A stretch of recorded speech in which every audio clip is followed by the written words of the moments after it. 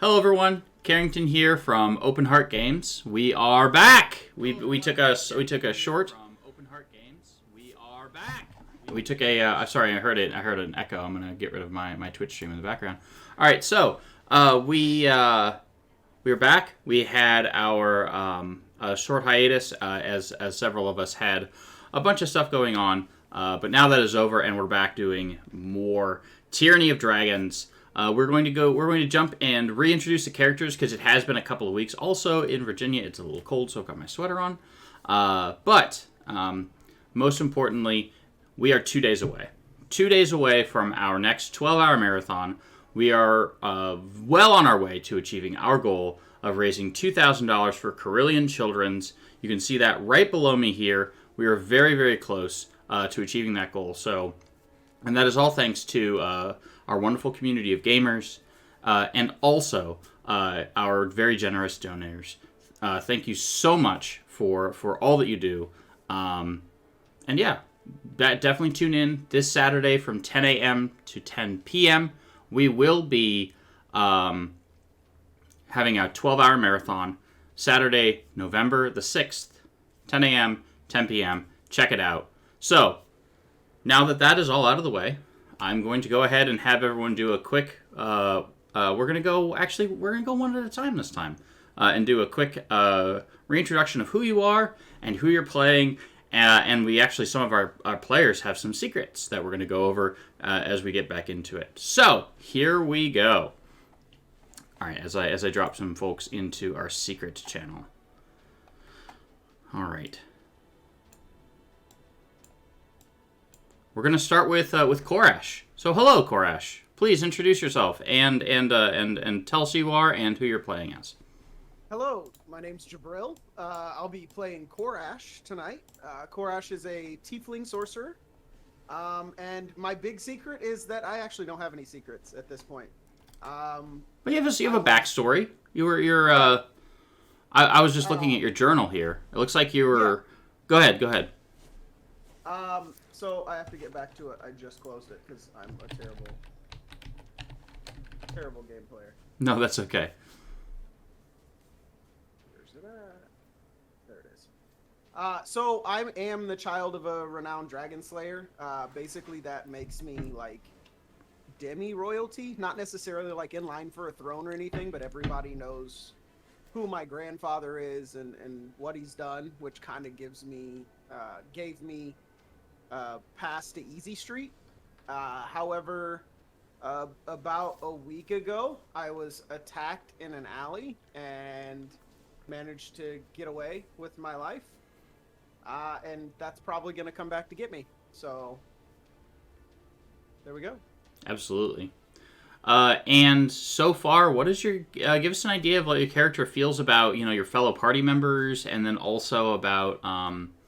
how your character feels about the situations going on in Greenest.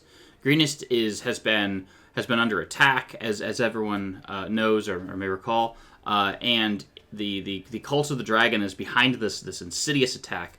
They've been attacking all of the people and trying to steal their riches for some nefarious purpose. How does your character feel about that?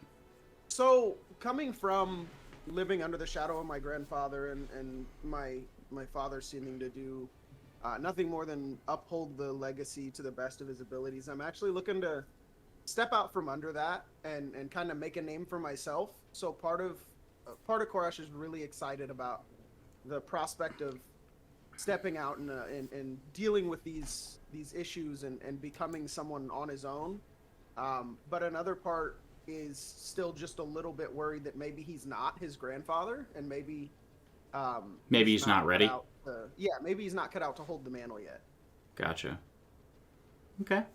All right. As far as the Excellent. group is concerned, they seem at this point useful, which is a positive in his eyes, as long as they continue that trend for a short while. They'll begin to put a good impression into his goals moving forward.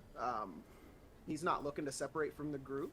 He sees it as a useful accompaniment to reach the goals that he's after.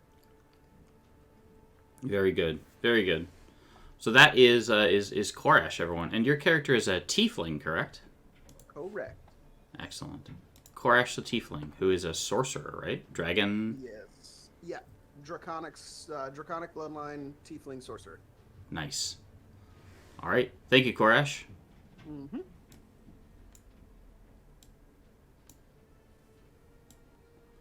Hello there. We are joined now by Mordok, the cleric. Mordok, please introduce yourself to everyone. I just spent the last 5 minutes reading about myself because I forgot. Sure, it has been about 3 weeks since we've played, so we're back in the saddle, right? Yeah, and it was snowing in Ohio yesterday. Oh so, my! Yeah, so who cares about Virginia? It's like, you guys, whatever. It got chilly here. I had to get my jacket. Yeah, it's been chilly here. It was 30 degrees this morning. Oh. Anyway, yeah, I'm Mordok. I'm Dave. I'm playing Mordok, the male protector Azamar, as a cleric. It's in my backstory so far is I was part of the Cult of the Dragon at some point, and I left. I'm not going to tell all my secrets, but I have sworn vengeance on them, and I have 3 people on my hit list that I'm going to. Who are they? Who are those people that are on your hit list? One of them is Frulam Mondath, who I believe we are. We have close met. To. Yes, we've met. Yes. Another one is Resmir, which I don't believe we've met. We've not met Resmir yet. Yes, Soon. and a half-orc named Bog Luck. Yes. Who I've not even heard of as of yet, at least personally. And at some point, my character is probably going to go from Protector Azamar to Fallen Azamar, since I'm kind of have a deal with somebody that's not very nice. Zariel, the Archduke of Avernus. Yeah. Yeah, I wasn't going to spoil everything. Sure. So I perform a few not very good acts here. So. Well, I want to give the folks at home some of these pieces, okay. so we can build on them. And the party, they can learn that stuff as we go on. But I know you have. Yeah, so you and I are gonna have to turn when I kind of go from being a good guy Azamar to a not so good guy Azamar. Yeah, no, that'll be fun. And I'll lose my wings, which I don't have yet. So yeah, I'd like to at least get them before I lose them. There's 3 kinds of Azamar, right? There's Protector. Yes. There's like the neutral. Scourge. Yep. Scourge is neutral. And Fallen. Yep. Yeah. Yeah. Those I've actually had a character one time start off as Protector and then go to Scourge and then go to Fallen. Every time they died, like they were reincarnated as one of the other versions, and that was a really fun character. We could try something like that if that's I mean that's an option. Gradually go that way. Descend into darkness. 3 extra lives. Yeah. 2 extra lives. I wouldn't mind that. That's fun. Especially if there's a cost. That's always the fun part. Yeah. So. Well, I have to die doing something not so good. Yeah. So what is your character? So Greenus is under attack by the Cult of the Dragon. Yes. There was a dragon attack last session that you were able to deal with. Yeah, I didn't have much to do with that, so. Sure. That was Zed, our little tiny kobold pet. Talking with him. Yeah. So how does your character feel about the situation here in Greenus, the cult attacking, and so on and so forth? I just want to whack some cult dudes. Oh, I really don't care about the greenest guys. Oh, I want to find where the cult guys is and go find Frulam Mondath and kick her butt. Yeah, absolutely. Which I'm sure I'm not even close to being able to do. But we'll see how the story progresses. How does your character feel about the rest of the party? I said Zed's kind of our little mascot pet. Yay, Zed! Yay, Zed! You gotta kind of like him. Oh, absolutely. Because he's cute. He's a little kobold. Yeah. He's not really powerful or anything. He's just a kobold. Yeah. I'm sure I'll underestimate him more than once. I really like the Druid is really cool because he turns into bears and stuff. That's pretty neat. And the sorcerer just kind of keeps like disappearing. So now I believe, if I remember correctly, he's been captured. That is true. I don't know if he even knows that. He'll be surprised. Yeah, I'm not sure he does. when I set the scene here. Yeah. he's been captured, so he's kind Yep. of not really somebody that I'm like have a lot of faith in because he just kind of went off by himself and did his own thing, and now he's come back in chains, and now we have to figure out how to rescue him in our 17th combat in a row without a rest. These things happen sometimes, such is the life of Yeah, the yeah, adventurer. that's true. It sucks to be an adventurer some days, especially when Yeah. you're second level. And I cut out all the random encounters too. Like there are none. I cut all of them out. Oh, thank God, because we'd just be dead. Yeah, there's supposed to be random encounters throughout Greenest, and I was just like, because it's supposed to feel like this big chaotic mess, and I was just like, absolutely not. I was like, let's just cut that out now. I don't have a lot of respect for the dwarf that runs the castle. He doesn't seem to know how to defend his own castle. He's defended the keep though successfully. Yes, yes. I know how to keep my keep as the town burns around him. Yes, he's not very good at it. So yeah, no, he's good at the keep. The keep he's on. He's got that part. He's got that. Everything else is gone. Yeah, everything else is fun. Yeah, for sure. He's not very good with a crossbow. Yeah. So you definitely watch the clips from the last session. So yeah, Battle Mob's cool though. So yeah. You gotta have some good NPCs for sure. So yeah, we'll need another one because we had Battle Mob once. Yep. In another lifetime. In another lifetime, for sure. All right, well, I'm gonna go ahead and grab another one of the players, and we'll go there. Thank you so much, Mordock. Hello, everyone. I'm joined now by Patron Purpleheart. Hello. Hello. Hello, Patron. Can you please go ahead and introduce yourself and tell us the character you're playing today? Yes, I am playing Patron Purpleheart, a dwarf druid. Mm-hmm. The face tank, if you will. The face tank. So, how are you liking right now as you're playing Circle of the Moon as a druid? Arguably, I think that it is favored as one of the most powerful Dungeons and Dragons class combinations. Would you agree with that from a metagaming standpoint? From a metagaming standpoint, I would say this is the most powerful early level character I felt like I've played. Like, I've played plenty of characters where I felt like I was doing shenanigan things and having some fun, but like I've never felt at level 2 like I am literal a massive tank. For sure. I will say, like, I have not pulled any punches in this campaign. I haven't gone out of my way to like crank up the strong, the death gauge all the way to 11, which I may have to. We'll just have to see how powerful your character becomes. But I haven't pulled any punches, but I haven't like gone out of my way to drive the party hard. I have definitely been very careful not to give the party too many rests, because I wanted this to feel desperate for kind of an out of character thing. I feel like a desperate battle where they're just kind of getting worn down, encounter after encounter after encounter. How do you feel about the Circle of the Moon? You said it feels powerful, especially at level 1 and 2. Oh yeah, I feel like because you get such a bump right away, like it just gives you a lot of hit points, right? So you can just soak up tons of damage. Now, I'm pretty easy to hit in those forms, but I just have hit points for days. Yeah, and I'm only hitting for like a D6 plus 1 or 2 or a D4 with kobolds and whatnot. And you have pack tactics for a lot of things, so yeah, being able to turn into a direwolf at level 2, really strong. But moving away from the metagaming, tell us a little bit about Patron.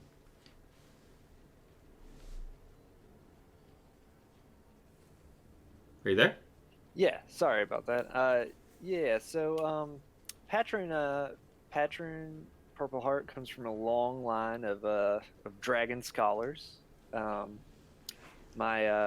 grandfather, as the story goes, once met Bahamut in human form with his canaries flying around. Our family crest from that day forth became a little yellow canary. Very nice. And as I understand, your character knows Ontharr Froom, who is a crusading warrior and a champion of good. he was a friend and a mentor to you, and he asked you to travel to Greenest, which is why you're here. And Yes. Also in my notes, I see that your grandfather that met Bahamut never returned. Yeah, he hasn't been back in quite some time. Wanderlust in the family. We're not too worried about it. Yeah, which is actually pretty rare for dwarves traditionally, right? Dwarves usually kind of stick close to home, and they tend to be very focused on clan. But whereas it seems like the Purple Hearts, at least in my experience, having now met just the one, seem to be much more interested in wandering the land. So. Listen, in order to be a scholar, you gotta follow where the knowledge takes you. You can't experience every dragon living in a mountain. That's true. Maybe just the one, and it'd be the first and your last. So tell me about how Patron feels about the current situation in Greenest. Everything kind of on fire. All these people are being attacked and having everything taken from them. How does Patron feel about this? I feel like Patron is not for these cultists doing this to these people. However, he does not mourn death the same way normal people do. As a druid, cycle of life and death. It's a thing that must happen. For sure. And how does your character feel about the rest of the party? I would say Patron's very affectionate towards our little cobalt mascot. Every cobalt needs a mount. There you go. And I would say that from there, we've only gotten one session so far with our sorcerer, right? I do believe. So I don't think I've had enough time to delve in on my feelings yet towards that. Our cleric's a grave cleric. It's a respectable profession. Someone's got to bury the mistakes of the party. Your words. All right. Well, I'm gonna go talk to our kobold monk. So thank you so much, Patron. Yeah, you're welcome.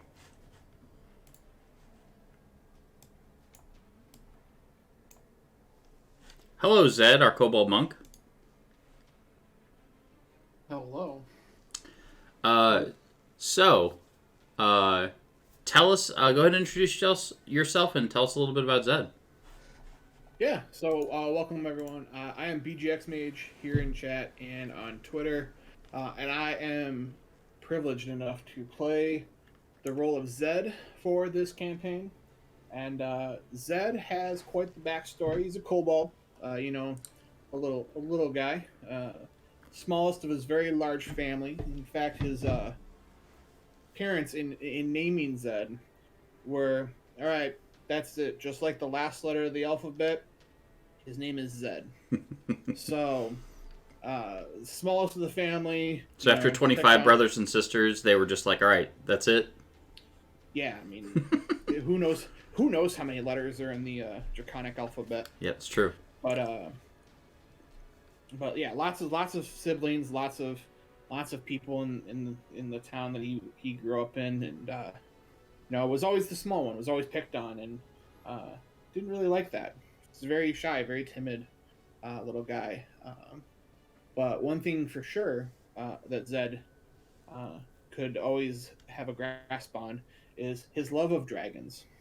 And so one night he was talking to his parents and was like, you know what, do you think it's possible to be a dragon when you grow up? Parents already kind of sad for Zed because he's, again, so little and so picked on, supported him. It's like, yeah, you can be anything you want.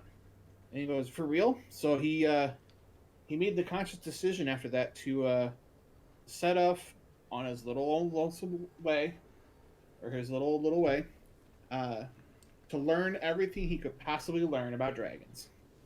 And so he's scoured the lands the last couple years, and has sought refuge. The scholars in the towns kind of just scoffed at him because he's so little. But conveniently, the monasteries were like, we've got some info on dragons. You might want to learn them. So would spend time in the monasteries, learning about dragons, and at the same time, the monks kind of saw and took a little pity on him and showed him some ways to defend himself. And so he was on a mission to learn everything he could about dragons when he saw the town we're in get under attack by one, and curiosity, thankfully, was better than fear, and it's kind of where we're at now. So Zed is on a mission to become a dragon. I know that Zed has a list of dragon facts. Can we get a dragon fact real quick from Zed? You know what? First one's free, I guess. First one's free.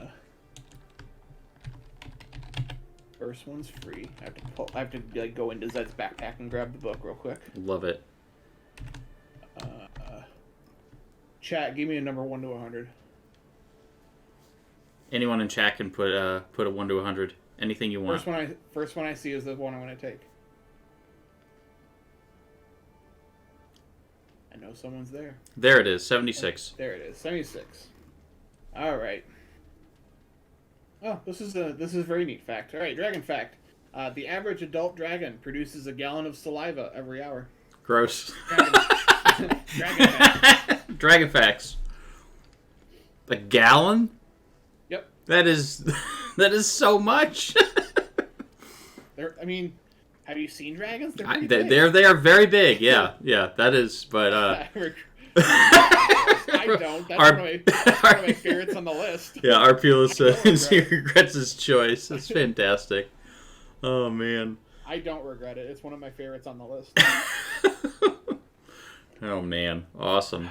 So, I guess for the folks listening at home, can we talk about Zed's secret? Yeah. So Zed's secret is so good that Zed doesn't even know about the secret. I've already mentioned it. His love of dragons is so large, and that he's trying to pursue becoming one. And that in and of itself is just super cute. We'll get into like the game, and you'll see his token. He's very cute, very very cute kobold. But the reason why he is so infatuated with dragons and desperately is looking to become one when he grows up is because he was a dragon. In fact, he was a gold dragon that served Bahamut, and was very, very big, very powerful, very strong, also very arrogant, to the point that Bahamut didn't really like that, and so to teach Zed a lesson, kind of casted his body into a very weak humanoid, conveniently a tiny little kobold, and wiped his memories. So Zed has no idea that he's actually a dragon. He's just infatuated with them and loves them dearly, and hopes one day to grow up to become one. And that is because, in fact, he is one. So that is the secret. And out of character, that was all. My backstory was my backstory. That was not created because of the secret. The secret just happened to play so perfectly.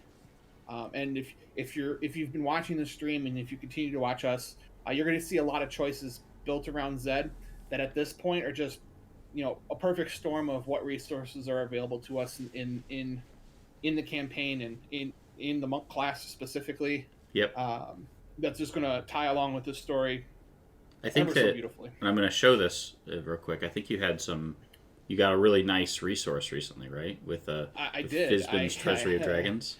I did get Fizbin's Treasury of Dragons, which yeah, has a lot of information about dragons. Not a whole lot of it useful to Zed specifically, because it's all about like how to be a dragon, and he but that from your perspective, not my perspective. Oh yeah, I will say I bought it for Roll20, and I just loaded it into this campaign, and I am going to use a lot of it, and it's going to be fantastic.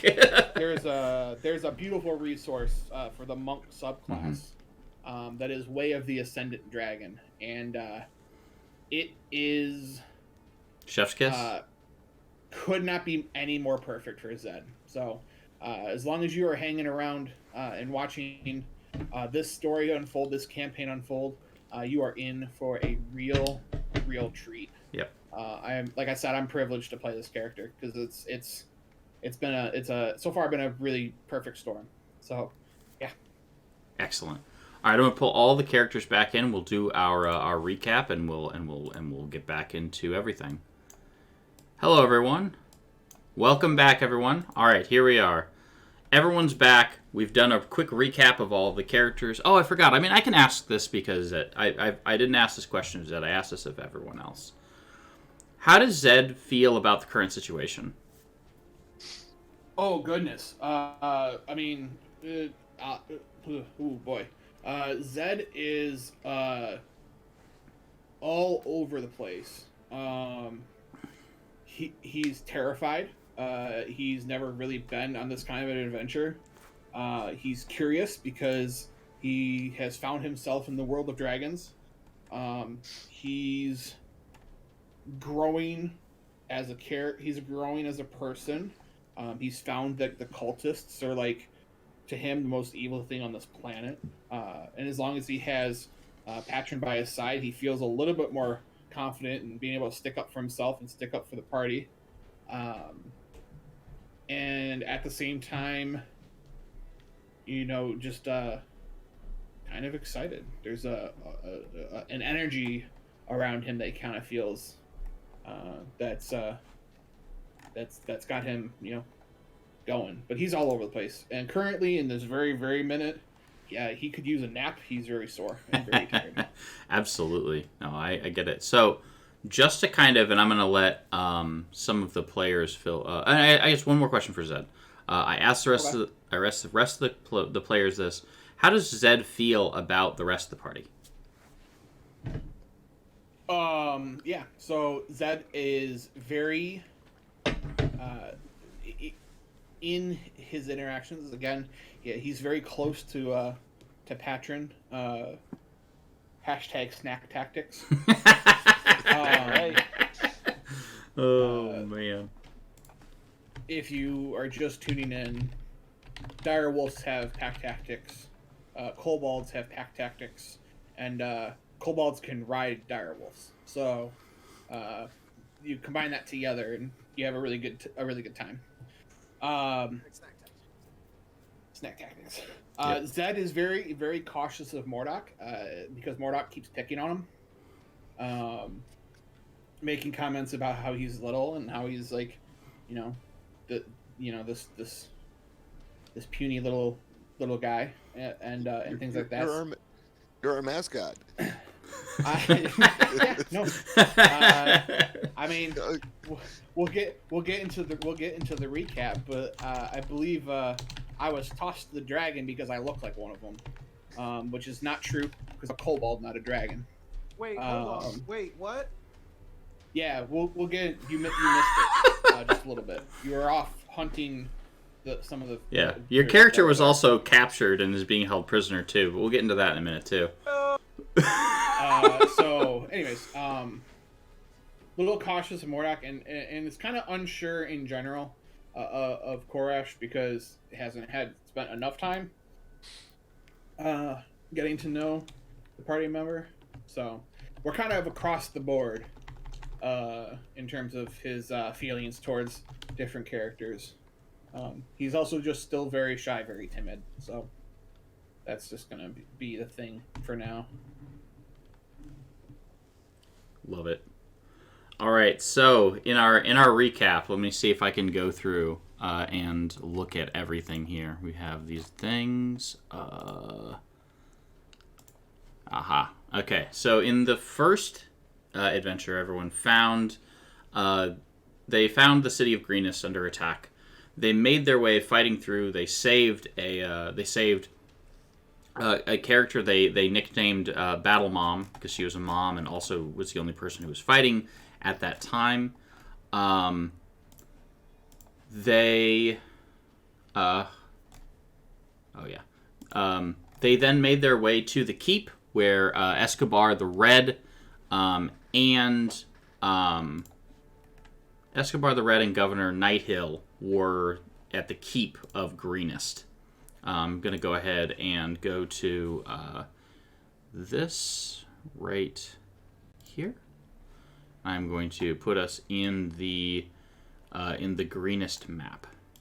Here's the Greenest map. You can go ahead and scroll out a little bit. The keep, of course, is right here. If I'm on the right layer, there we go. Right here is the keep. They made their way there, where they were informed that if they wanted to get out, the gates were sealed as the entire city of Greenest was under attack from these cultists. They were told that there was an old tunnel that worked as a kind of a sally port for them to kind of sneak out of the keep and be able to save some of the people of Greenest. They then made their way to this area down here, where there was 3 very large groups of enemies that were trying to capture / kill / burn a temple of Shantea. Shantea, if I recall correctly, feel free to correct me, is kind of a harvest or a nature deity, as Greenest is a very agrarian farming community, as it is in the rolling green hills on the Sword Coast. They were able to successfully save all of these people and defeat a fairly large group of cultists and kobolds, and send some of the kobolds running. We had a couple of interludes with Frulam Mondath, and some interludes also with Cyan, with Langdorosa Cyanrath, who is a half dragon champion, which they interacted with, which they did not interact with. We saw those 2 villains kind of go back and forth. After that, the Governor Nighthill said that he really wanted to see and figure out what the plan was here for these, and asked the players to capture one of these cultists so they could be interrogated. After that, the players were tasked with trying to save the mill, but couldn't, because it was actually just a trap all along. Aha! It was a trap. They fought off all of these defenders and captured 2 cultists, which they took, or a cultist and a mercenary. The mercenary was like, "Hey, I've had enough of this, and I really don't want to have to deal with this anymore. Please just don't kill me." And the cultist was very culty and talked about his queen and how they were doing all of this stuff, and everyone was doomed. Doomed, I tell you, doomed. But did tell them that they were trying to create a massive hoard of treasure for some nefarious purpose. Then the Governor Nighthill asked the party to deal with this dragon, this massive blue dragon, which looks surprisingly like this. Named Lenny. Yep. Named, I mean, technically, yes. I mean, that's what Zed's named him. His name is Lenny. Yep. His name is actually Leninoth, but yes, Lenny for short, I suppose. Lenny, who was voiced and played by our own Brad here, was fantastic, wonderful thing. Watch the clips, and they went back and forth, Zed and this dragon, and the party has agreed that for the dragon kind of flying around and pretending to attack, that they would kill Frulam Mondath. Also known as Furlong Mothbat. Furlong Mothbat. Yep. Fruit roll up. Zed's not good with names. Yeah, fruit roll up snowballs. But anyways, after that, after the dragon finally flew away, the there was a sally port that was broken into by members of the cult. The party fought them back, pushed them away, and now we are going to get back into it. And I'm going to, without giving him any notice, I'm going to have Korash reprise his role as Langdorosa Cyanrath. And yep, Wow. yeah. So here's your motivation for the scene. Frulam Mondath is done with this, but you have prisoners, and you want honor. You want to go up to that thing and challenge their strongest warrior to one-on-one combat. Okay? That is your motivation in the scene. Frulam Mondath has what she wants, and that's where and is ready to leave. So, with that scene, she said, And I want to challenge the town's greatest warrior. yes, the town's greatest warrior. You have prisoners to deal with them, too, because you know how heroes love prisoners. And one of them happens to be Korash. You have Korash, and you have the family. You have Battle Mom's family. You don't know who Battle Mom is, but you have these sniveling prisoners. And so here is Frulam Mondath, who, let's see here. This is Frulam Mondath, and this is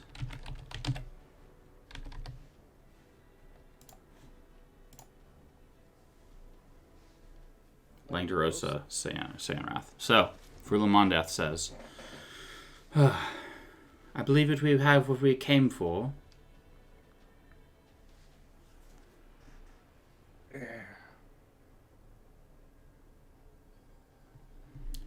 I'm going to tell the men to return to the camp.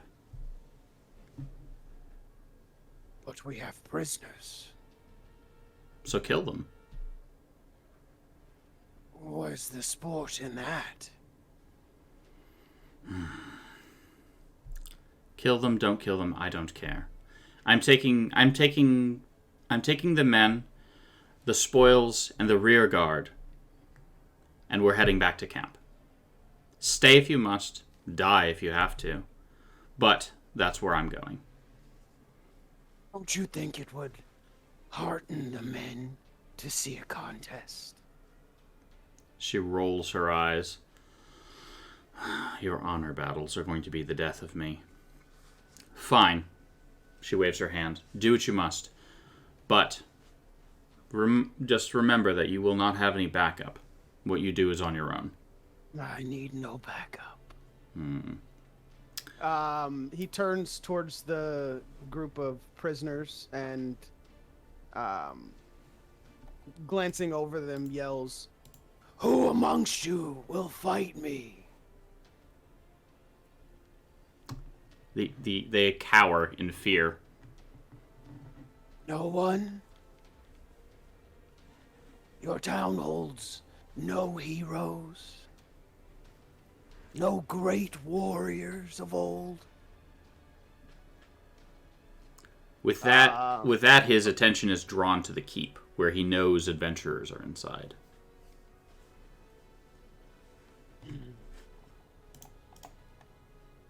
To the keep, then. Also, there's he is gonna come knock on the door.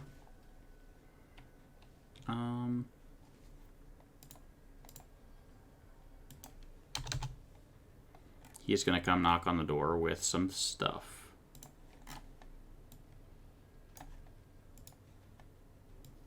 Candygram. Candygram for Mongo. Candygram for Mongo. Oh my goodness! Wow.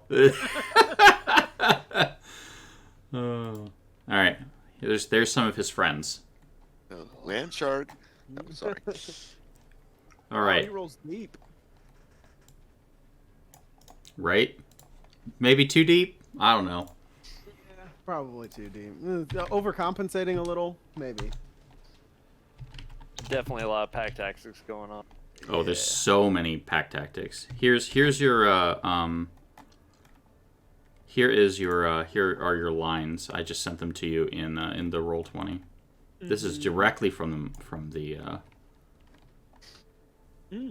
Okay. All right, so he rolls up with his people, and he says, Defender. Go ahead. "From the darkness, a creature strides into the dim light of the dying fires around the keep. Although it is shaped roughly like a human, it's at least 7 feet tall, and its skin is covered in blue scales. Its fingers bear wicked claws, and its face has the muzzle and reptilian eyes of a dragon. The creature stops about 80 yards from the main gate of the keep, scans the walls. A line of kobolds fan out behind it. With their spears, they prod some human prisoners into the light. 4 human prisoners and 1 tiefling. You can make out the family of Battle Mom in the distance, and she cries for them. All right, and then he says, Defenders of Greenest, this has been a successful night, and I am feeling generous. Do you see these 4 pitiful, useless prisoners? We have no need for them, so I will trade them back to you. Send out your best warrior to fight me, and you can have these 4 in exchange. all right. With that, Governor Nighthill turns to you and says, my friends, you have demonstrated your prowess through this frightful night, and I fully realize that it is an awful burden to ask you to bear, but if any of you has any fight left in you, you would stand a better chance to defeat any horror than any of my militia would have. Would you assist?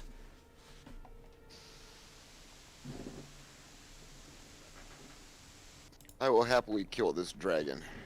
However, if you could have one of your healers attend me for a few moments, it would be greatly appreciated. 5 minutes and a sandwich. We're gonna have 5 minutes in a sandwich. Are you gonna go out and do it? Yeah, I'll go do it. Oh wow, I am surprised. I Hold am up. probably the best. I really need a few hit points to come back, so if he's got a spare healing potion or something, I would be. I have our best armor class. Yeah, I think you do. I have 17. How much do you have? 18, and I can make it be 20. Yeah. I'm gonna cast my last spell slot on you, Okay. and I'll clasp you on the shoulder and be like, "Aye, laddie, give him hell."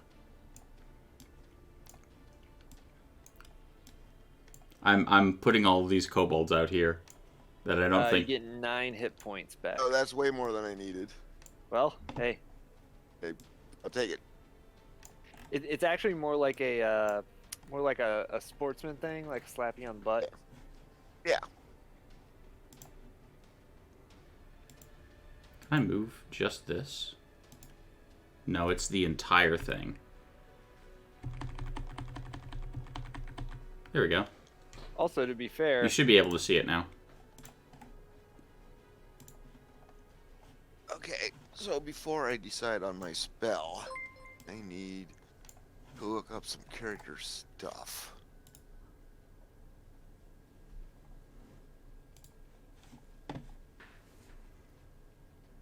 All right, we're getting ready to do the thing. I see that you have 15 hit points. Yes, I've just got. Oh, that's undead, not evil. Damn.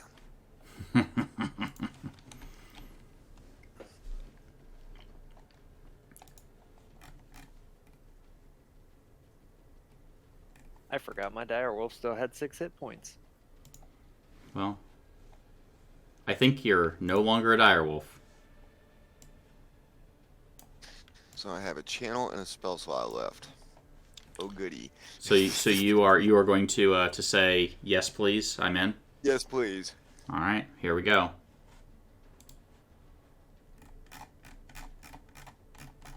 We'll throw on some of the battle music.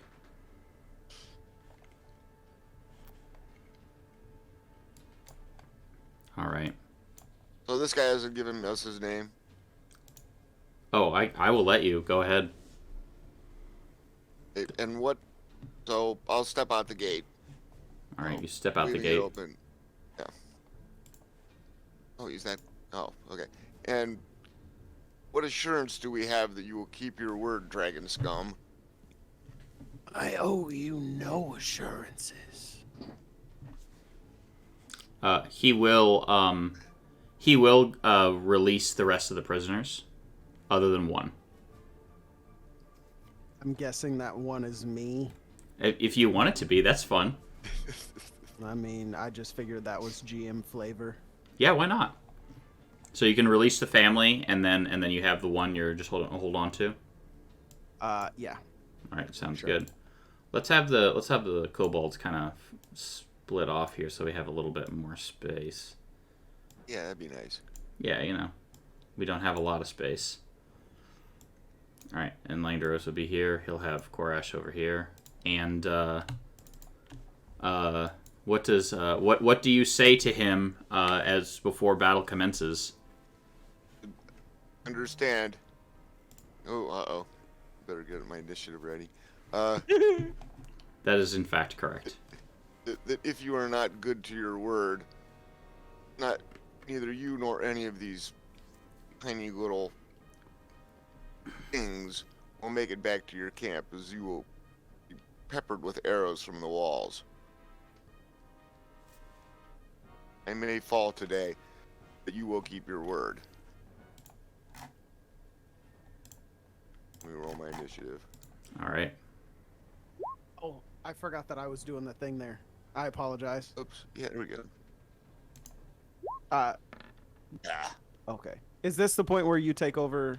Oh yeah, but you can feel free to taunt as you wish throughout the and taunting is encouraged. I was getting ready to maybe do something as my character. Oh yeah. Yeah. Well, right now your hands are bound. Yeah, for sure. All right, Mordok, as you square off against this guy, what do you do? Well, I have the initiative, so You the first do. thing we're gonna do. Can Josh, who is our camera person, perfect, nailed it.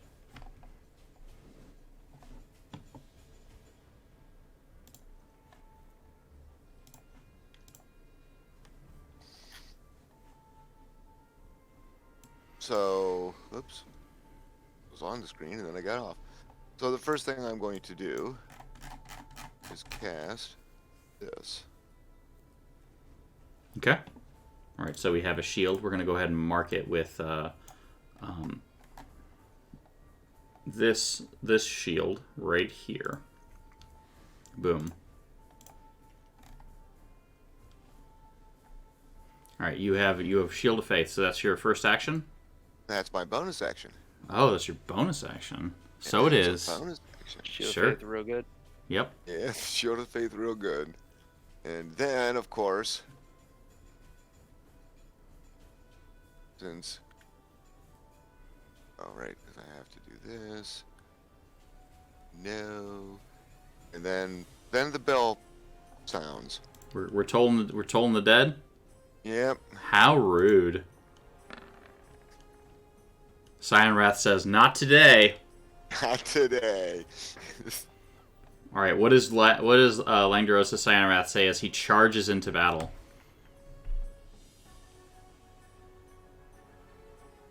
Koresh. I have been muted and talking to you that entire time. Nice. Okay. What is That hurt. What an interesting phrase to say. Yeah, that's a weird battle cry, but who am I to judge? These silent spells? All I don't know right. if it's so much a say as just like a really guttural yell. All right. He spins his. I'm gonna imagine that's a staff, or is that something? Oh, he has a spear, and then he also has a great sword that Okay, he's about well- to bust out. as he does whatever the DM says happens next. All right, cool. He is going to start by throwing his spear. Spear and magic helmet. Yep. 25. Oh yeah, that would hit. All right, cool. Take 5 damage, and then he is going to run in and attack with his greatsword. This probably isn't going to take very long, is it? 17 doesn't hit though, does it? No, it does not. All right, it is back to you. Oh, I have to make a con save, right? You do. And what are those? I always forget this number. Just a con save. You can just click on the little button that says, yeah. You do not have Shield of Faith anymore. That'll make this easy. Wonderful. All right, hey, it's your Yeah, turn. well, not that it wasn't going to be easy to begin with. You know? To which Langdorosa Cyanwrath taunts. This should be fun. No, it's not going to be fun. So, I just... Oh, no. So he's right close to me now, right? Mm-hmm. Let me get back. Oh, yeah. So, we're going to give him one of these. Oh, awesome damage. He'll also say not today. I like this one. This is a good one. Thanks, Arpulus. Prepare to be put on Just get it mute. over with. Yeah, in chat. Prepare to be put on mute. Permanently. DM, what would it take for me to be able to just like start casually making my way down here? Do I need to be in initiative for that, or can I just like be doing that? You can be doing that. That's fine. All right. Okay. It's Langdorosa's turn. He is going to use his... he's going to attack twice with his greatsword. Oh, twice. Great. He has 2 attacks. Oh, no! All right, what do you want to have happen with his nat 1? Oh, that sword's got to be gone. All right, so he swings and his sword...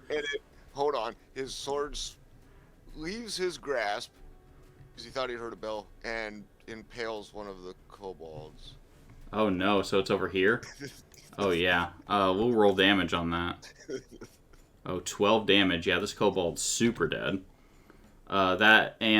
He will then move over here and pick up his sword and incur an attack of opportunity. Oh, cool. Maybe I could damage him before... I'll just hit him with my... Oh, gee, go to action. Attack.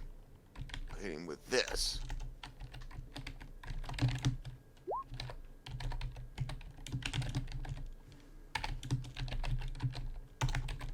15 hit? It does not. It clanks off his armor. DM, can I taunt this kobold specifically? You can try. So what I'm trying to get him to do is come down here and like try to hit me or something. I will, as I'm kind of shoulder checking the ones around me just a little bit. I'll look over at him. You should be quite lucky you're all the way over there. What's Mordok doing? Oh, we're banging the bell. Oh yeah. Let's go. Ringing the bell. All right. Wisdom save. 11. He fails. Happens today. Takes 2 points. Yes, I dinked him. All right. He pulls out his sword. He walks back over here. Actually, what does he say as he rips the sword out of this dead kobold? What does he say as he charges towards Mordok? As he rips the sword out, he would put his foot on the neck of the obviously dead kobold and Useless. rip the sword out and just as he goes back over to Mordok. As he runs over here, hiya. 21. Oh yeah, I'm down. All right. That didn't take long, did it? All right. So I'm going to have you. So he is going to give you a single death failure and I'm going to let Korash choose where does on his face or where do you give Mordok a permanent scar? I would say the left collarbone. So just like right along the top of the collarbone. All right. How insulting do you feel Langdorosa Cyanrath is? I feel like it's not as much insulting as just like he really needed to prove to himself that he still had it because he's been following around this lady who has The mean lady. Yeah, and been subjugated to her, and he just needed to prove that he was in charge. So once he wins, it's kind of just like, yeah, you were useless anyway, so it doesn't really matter. All right. So he drops the thing. I need you to make a death roll, a death save. Yeah, where are those? It should be in D&D Beyond. I know, but I can't find where they're at.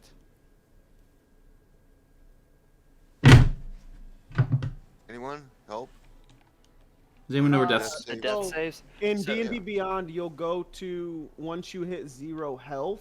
I'm pretty sure they'll pop up. Yeah, so you have Oh. to put your health down first. Oops, not 100.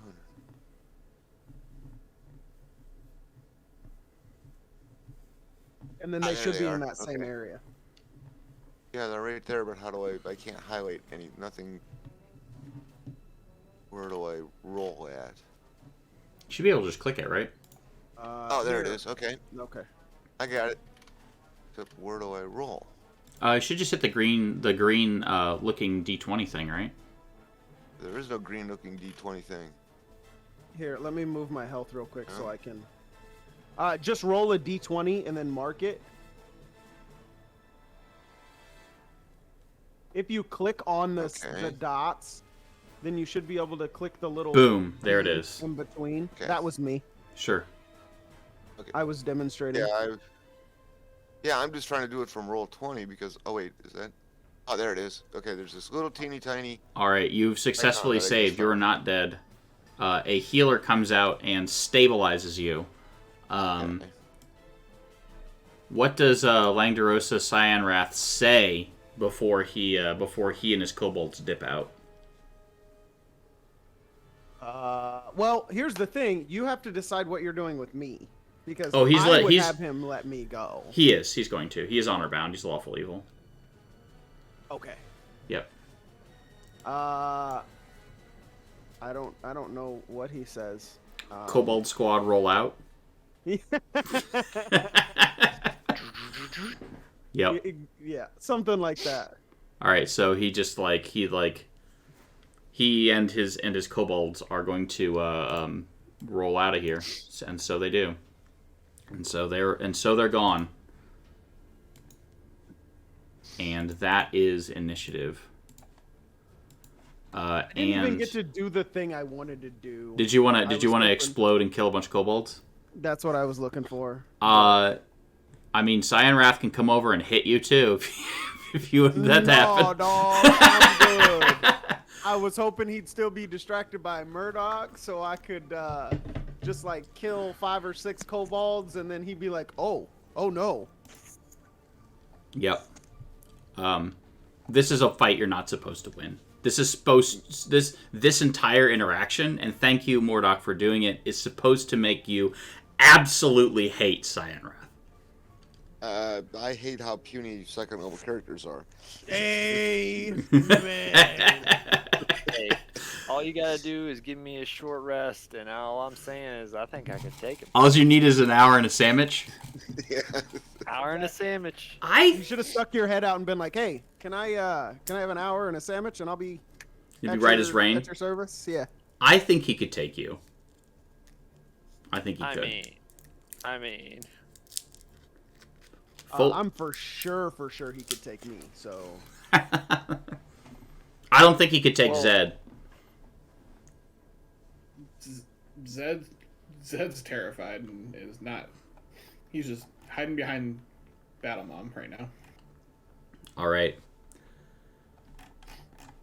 So he does release the prisoners, and as the healers kind of bring Mordok back in, all the people, like Battle Mom is just absolutely just like overcome, and she's just like, oh, she says, my babies, my husband, please come here. She says, thank you so much, heroes. You've given us everything. You've saved our lives this night more than once. Thank you so much. Words cannot express what this means for us. And with that, everyone can have a long rest. A long rest? Mm-hmm. As you're able to spend the rest of the night in relative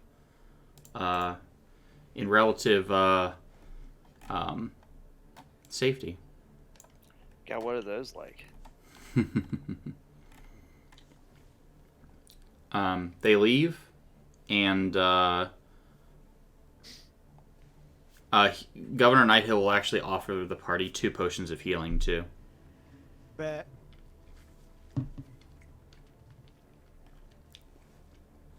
All right. I don't have anything to put that in, so like.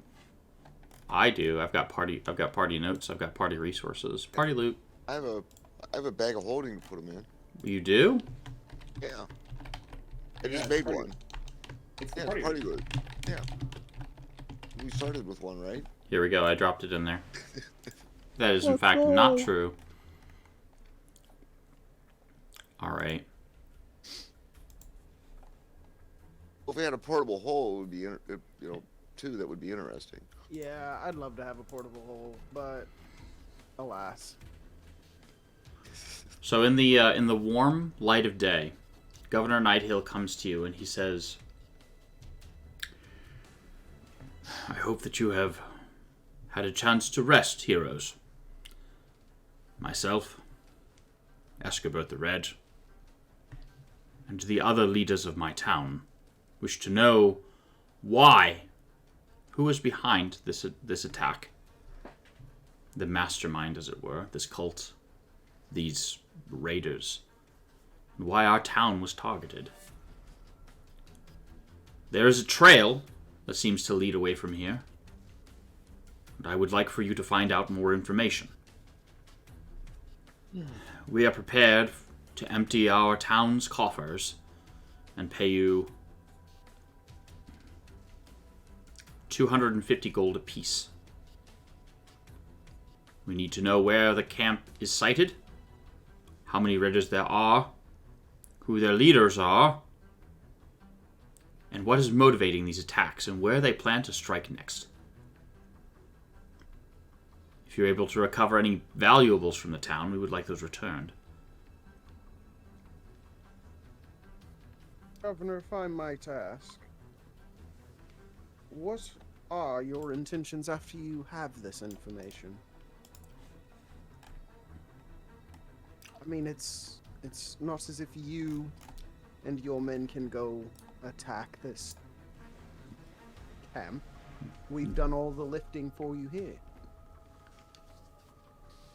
I know that you have done our town a great service, but we'd like to know what we're up against. If they'll attack next, what their next goal is, where they might go, what they might do. I would hope that we would be able to send goodwill towards our other fellow villagers. They would benefit from at least knowing that this cult could attack them at any time. Right now, my people do not feel safe.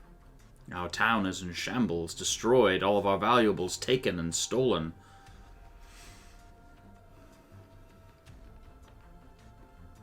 Well, I, for one, will find where these cultists came from, whether my patriots join me or not.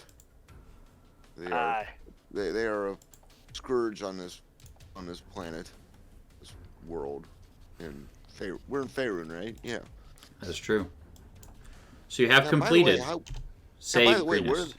where the heck is Greenest as comparison to Baldur's Gate, Waterdeep, any of the big cities. Well, I'm glad that you asked. To the map! I was just wondering because. No, I'm actually glad that you asked because there is a giant map of the Sword Coast. Are we in the south? Or are we in? You are in fact in the south. Now, all right. Now that I've mentioned that, where is this map? Aha! The map.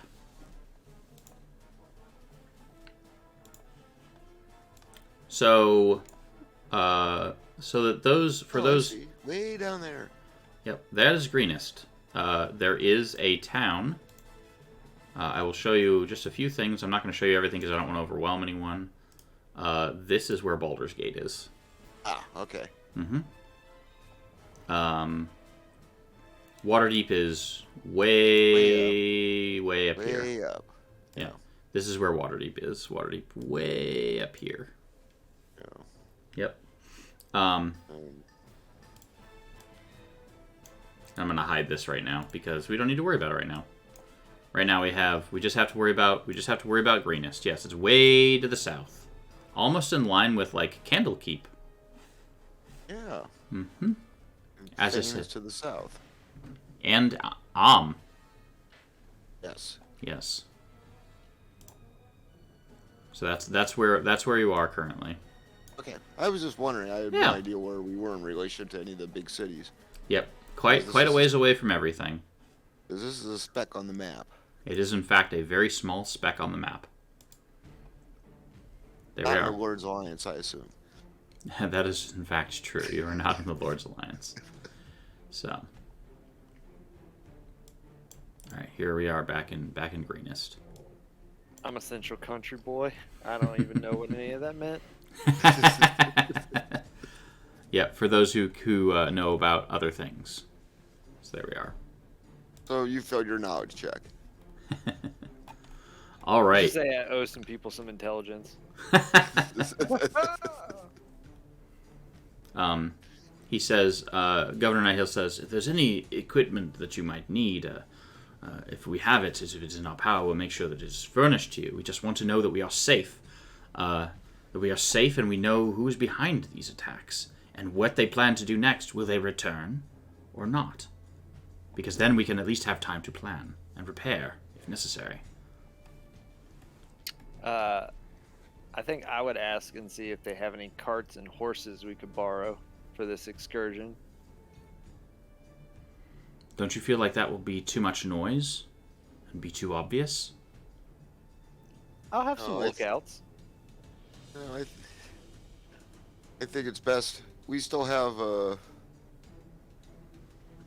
We did take some robes, so it would probably be best if we went disguised as cultists. I'm a Perhaps. kobold, Once and we there's got like out a of million of them. That is true. There are a lot of kobolds. Well, kobolds don't wear robes. I was just saying I can blend in because there's. I mean, Yeah. neither do wolves, but you know. Yeah. He makes a point. But we can, after we get out of the general area, once we get closer to their camp, we can assume, the role of cultist stragglers going back into their camp. We should be able to just saunter right in, especially with Zed with us. So I don't think we need horses. That would draw too much attention. Although a breastplate would be nice, if they by chance have one. They sure don't. Gosh golly. Yeah, man. In this Yeah, poor well, little no. town. If only you had, a bunch of money that you're about to get when you complete this mission. Yeah, no Split place to between spend four it. people. Mordok likes to put the cart before the horse. These are good things. Just like to get my armor class up to, 20. Is there anything else that you all would need? Rations, rope? Oh yeah, Well, 100%. rations, yeah. 100% cart rations. Whole nine of foodstuffs. Beer, beer if it's Item available. or 9. That was a joke. Any Don't kids punish meal? me, DM. The Yeah, beer was not a uh, joke. A keg of beer could be a good idea because that could help us in, infiltrate their camp. Oh, well, in We that got case, we beer. probably need 2 kegs. Oh, I see. I am We're going. I am a dwarf. So Oh, we're small. gonna do that again, are we? Apparently, Hey, are we? man. Do we need anything else other than a cart and a horse and everything?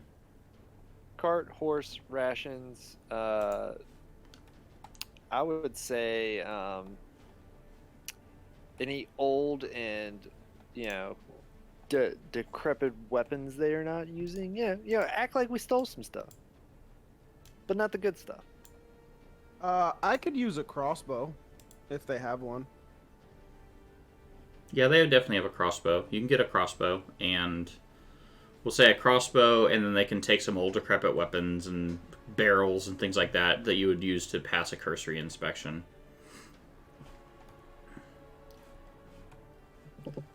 Yep. All these things. Also, while this is going on, I would like to spend 10 minutes without a sandwich talking to some animals. What are you going to ask them? I would like to ask any flying birds or, like aerial critters, if they have seen a large band of bandits and the direction they were heading, and, any information they can tell me about a large roaming group of 2-legged kobolds and humans. Tweet, tweet, tweet. What's a bandit? Just large group of humanoids. What's a humanoid? Large group of things that look like all the people who live in this town. What's a people? I imagine birds know what a human is if I point to myself and I point to like generic other people. Oh, seed givers. Yes. Yes. Yes. Lots of seed givers. Mm-hmm. Yeah. Seed givers. Mm-hmm. Yes, yes, yes. What about them? I don't know how many people in this day and age have bird feeders out, but Tweet, tweet, tweet, tweet. a large group of them. Where have they head? Headed? I'm speaking like a bird. Where Yeah, have they so head? Where'd they the go? yeah, it's very like what? Help me, Obi-Wan Canary. What is you asked where? Where they go? Yes. They went that way. It kind of like looks off to the side and it's just like it went that way. Do multiple other animals confirm said message? So you weren't very specific, so you got a little canary that came to talk to you. Oh. I mean, I It's- trust canaries. It's south of Greenest. Excellent. Do you want to ask any other specific kinds of animals? I mean, I trust the canaries above all else. Sure. You asking anything else though?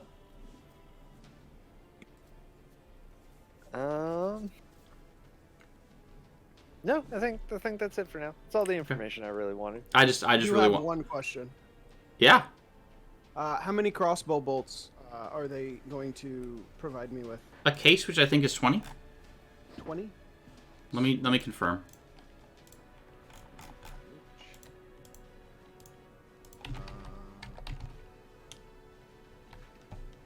Bolt? Bolt case. Bolt case comes with 20. Okay. That should be more than enough. And it's a light crossbow. Yeah. I wasn't naive enough to add a big one.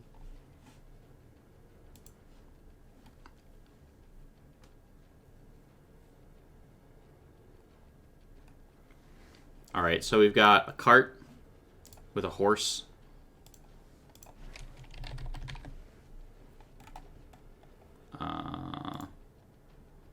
Why is there a war horse but no any other horses? Sure, war horse it is.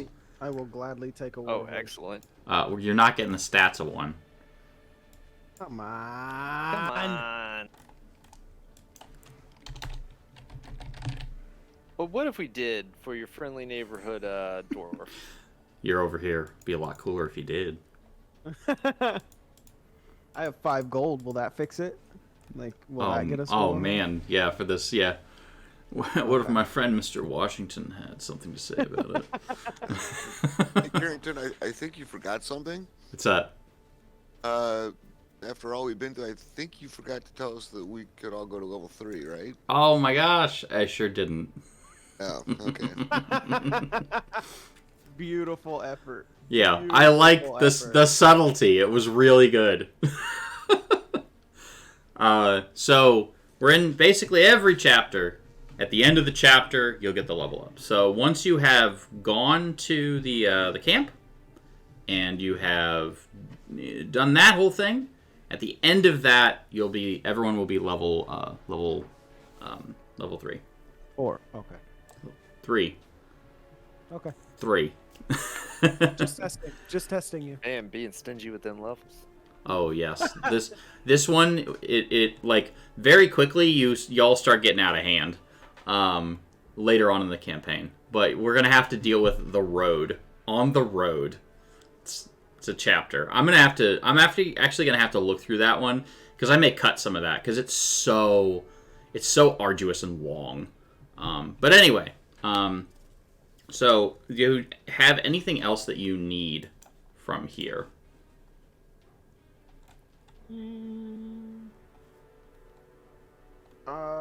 Can I get a hug from Battle Mom?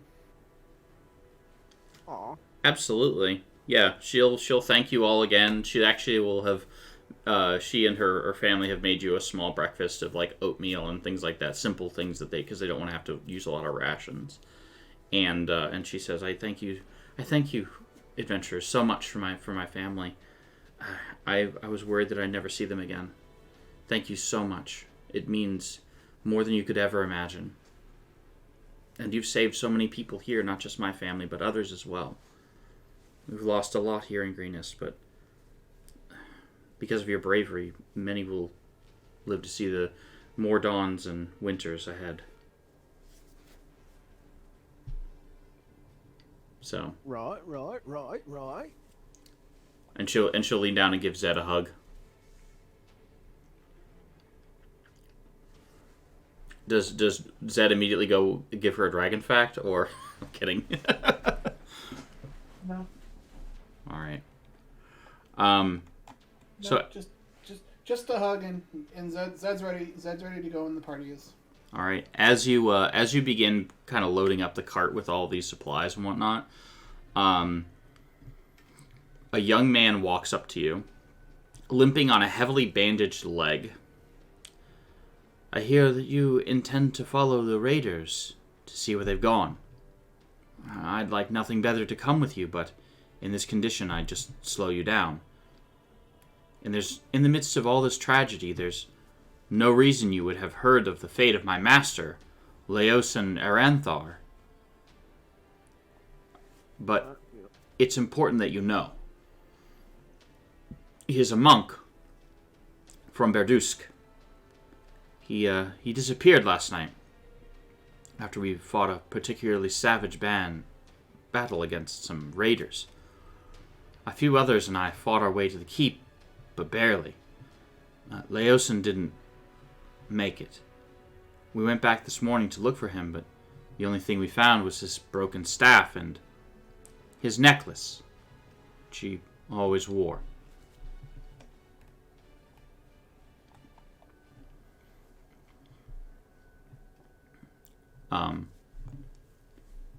He says, I apologize, where are my manners? He bows to you and says, my name is Nassim Walandra, and you are?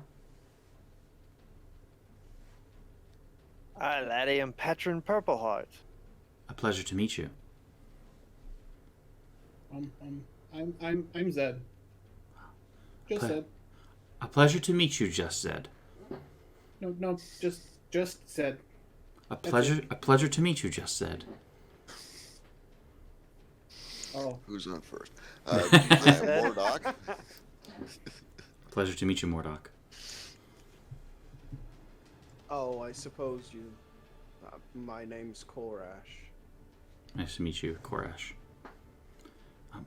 Laosin has been investigating these raiders for months, and I fear that he might have tried to infiltrate their group when they retreated. Or worse, he was captured and carried away as a prisoner. No one understands the motives of these bandits better than he does, and his knowledge will be invaluable against them. When you find their camp, will you please look for any sign that he's there? One of my brothers has already departed back to Berdusk to bring help. It will be many days before help arrives. Anything you can do before then would be a godsend.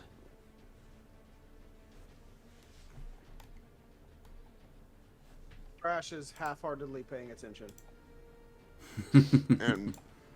And how will we know this Laosin?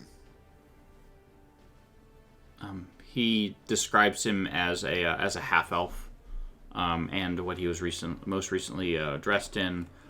He describes him as a half elf in white and blue robes, with a thin beard, kind of wiry, brown hair.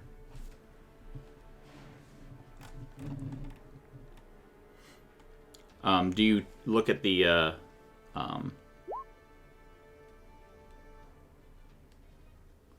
do you have, He doesn't have a milk bottle with his picture on it? he sure doesn't. Okay. More. Oh dear. Anyways, what do you want to look at any of the things? Like, he has the staff and the other one as well. Oh, yeah, sure, absolutely. Yeah. It's Staff of the Magi, right? It is a broken staff. The Nothing Magi. really special or anything about it.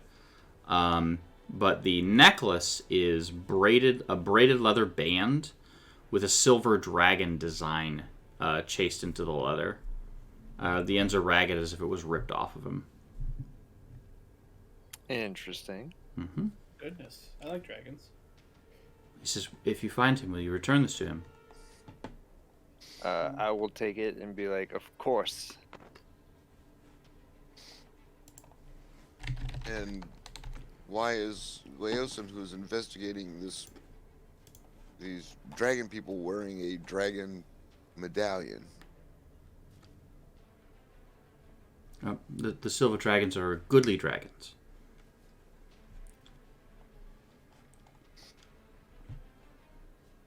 He's a monk. I'm a monk. Well, kinda. I believe that he would get along with you as well. He enjoyed other kindly monks.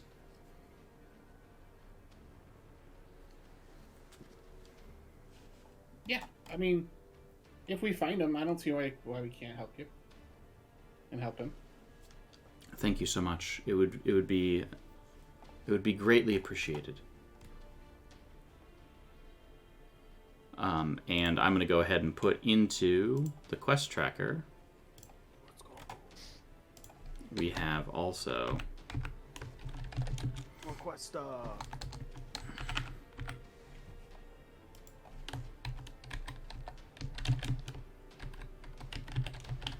I think We do that's have a quest tracker. we sure do. Oh, we have to kill her. Okay. Yep, that was the That's quest cool. that was given. To kill her. No, the quest was to go. Well, that's one quest. You have a lot of quests. I'm There trying. are several quests. I only Oh. see one. I'm working on the rest of it. All right. Yep, Furlong bought that. Yep. I didn't say anything. Yeah, you didn't say anything about killing her. Well, need I to- mean, yeah. That's Well, yeah, that's the kinda quest what we're from the gonna do. dragon. The dragon gave you that. So what's this dude's name again? I got it right here. Laosin Eranthlar. No, the guy that got the bum leg.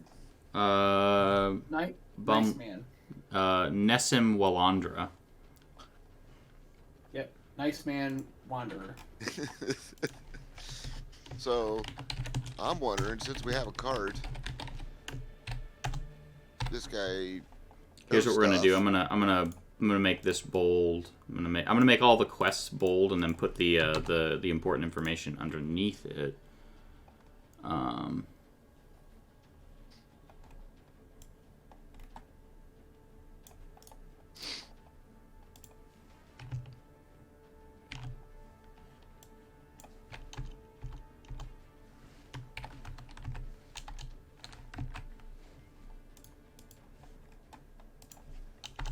And I'm going to make these much bigger. Let's make this like that. And then these two can be like that.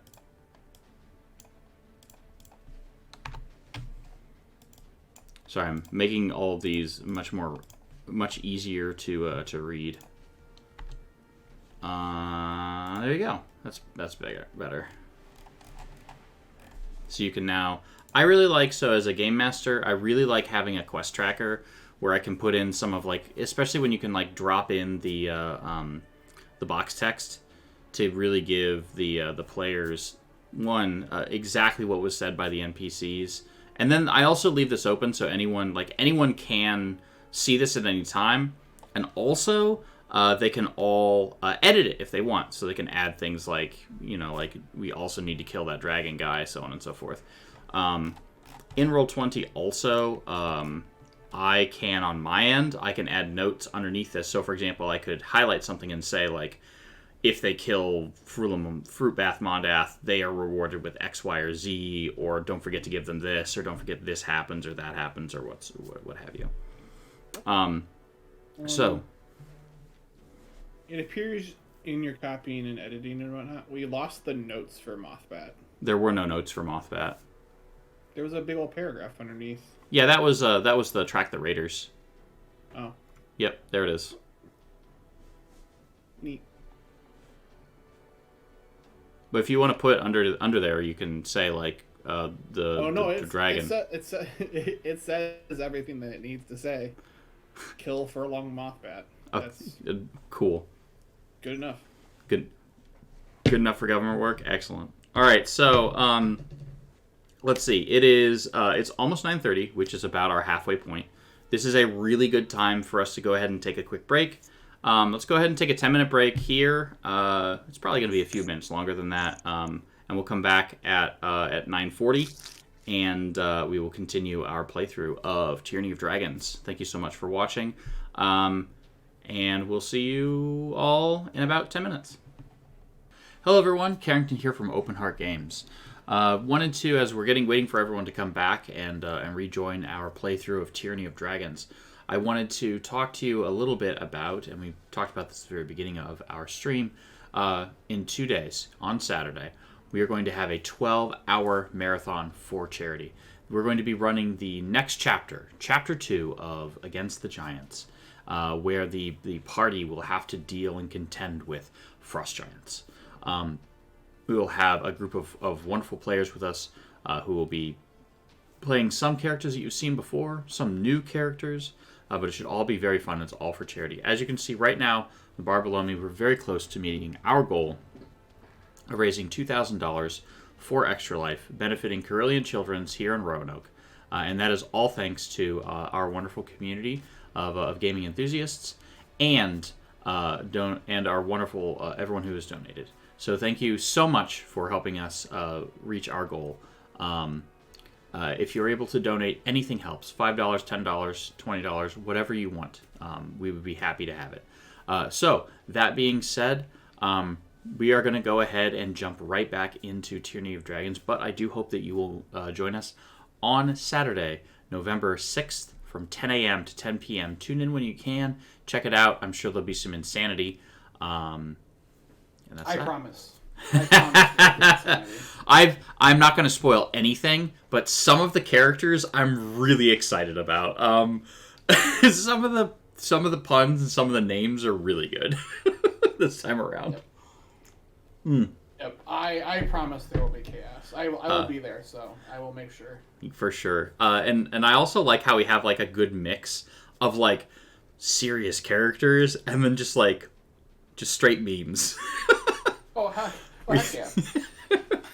I mean, I'll give the audience a little teaser. I play a low-key variant. Yeah. In this campaign, like an actual low-key variant. Because thank you, Marvel, for giving us that. Yep. That absolutely. piece. So, with a bag of tricks, right?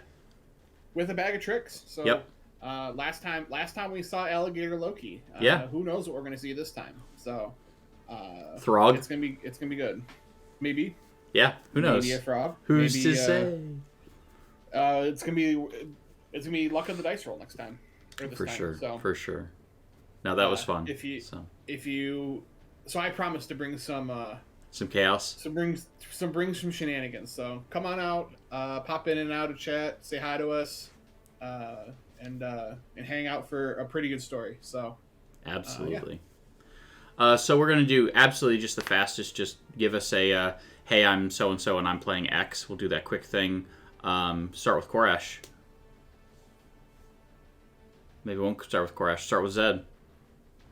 I'm Zed. I'm a monk. Out of character. I'm BGX Mage on Twitter and in this chat. Excellent. And Patron? Hi, I'm Brad, playing Patron Purpleheart, the face tank of the group. I'm also Hidohari in chat. And Mordok? I'm Dave. I'm playing Mordok, the Azimur Protector Cleric. All right, and Koresh? All right, we tried. All right, so... He's captured again. Maybe he's perma-muted. he's gonna get captured. Oh, no. Not again. All right. Well, gosh golly, we tried. All right. I'm sure he'll be back in a minute. But so while we're doing this, the party right now, to set the scene, for those just joining the scene, Greenish was under attack by these raiders. They have survived the night. They've rested up, and the party wants answers. They want to know why their people are suffering. They want to know if these raiders are going to come back. They want to know what is happening, who's causing these, who's behind it. Give us some answers. Will you please go out and find out what is happening, brave heroes? And the heroes have been tasked with this. What was that? The governor yes. wants to know these answers. The governor wants to know this. Also, as they were getting ready to... Go ahead. Us as the party are like, I guess so. The price is right, so... The price is right. 250 gold, like, for a starting quest is really... Per person is really good. Like, that's a good amount of money. So. Oh wait, that was per person? Yeah, that's a good amount of money. I thought it was 250 gold in general, which is 50 gold per that's person. 1,000. I think that they were purposely like, all right, hang on a second. All right, it's normally going to be a party of 4. So if there's a party of 4, that is 500 gold pieces shy of plate. I'm pretty sure that was part of the equation. Like, how much? All right, can they get plate at level 2? No? All right, I'm in. So anyways, so yeah, that's where they are. They're hot on the trail. They're trying to discover where this cult, or these cultists in this group, are going, so that they can find their camp. Patron talked to a bird. That was entertaining. Yep. Canaries, man. Always trust them. Yeah. I mean, I was just like, so... The funniest thing is, that's not the weirdest thing I've ever roleplayed. I've had an interaction where I played a character who could talk to things. I could talk to inanimate objects, and I talked to a fence post. My GM was just like, I'm a post. I'm like, what have you seen? He's like, I don't have eyes. I'm a post. I was just like, cool. But yeah, that was fun. Being able to, like, it was a very spiritual kind of, like, in touch with nature kind of character. So I was able to, like, touch, like almost talk to the, almost like kami kind of thing. So it was fun. It was a Scion campaign. But anyways, I digress. So we're gonna jump back to the map. So we have this map of Greenest, and everyone is going to be on the. Oh no, where are my player tokens? There they are. I'm gonna go ahead and grab some tokens here. I don't know if these are gonna be up to date. I'm sure it's fine. Wasn't last time you did this to me? Oh yeah, I'm gonna break everyone's tokens. Ready? Here we go. Grab the ones from the keep. Oh yeah, that's fine. We can just do that. It's no fun. Here's the real question: where is Patron? Did I just delete your token? You've done it before. Oh yeah, Forever a direwolf. you're just a direwolf forever. I mean, that's what happens in Animorphs, right? If you stay a thing, like, and you were that guy. What? I have not heard someone reference Animorphs since I was in junior high. Wow. I read almost every one of those books. You're welcome. You're welcome for the throwback. Wow. We gotta kill them slugs. Yep. Bro. Taking it back. That was everyone's first actual introduction to Mind Flayers. Yes. There you go. Mind flayers are terrifying. Wasn't Yeah. that just a reskinned invasion of the Body Snatchers? Yeah, kind of. Yeah, but they could turn into like goats and stuff. Listen, we only talk about the cool stuff here on our stream. Also, no Thundercats. Oh my! I will tell you, I love Thundercats. I have every episode on my hard drive. Nice. All right. Oh man, this is already dynamic lit and everything. Oh, sweet. Oh, I forgot to do the nice thing. Boom. Look at that. I did put the cart and the horse before the patron because I have to find a patron token. Yeah, I don't see a Yeeter 3000 on there though. Oh my, the gift eater. But please. We left that in Barovia. Yeah, that's true. This group previously played through Curse of Strahd, which is a fantastic campaign. It was wonderful. I think it's one of the best campaigns that Wizards of the Coast has put out there. I think that if you're a new game master and you are looking, oops, well, I put the horse before the cart this time.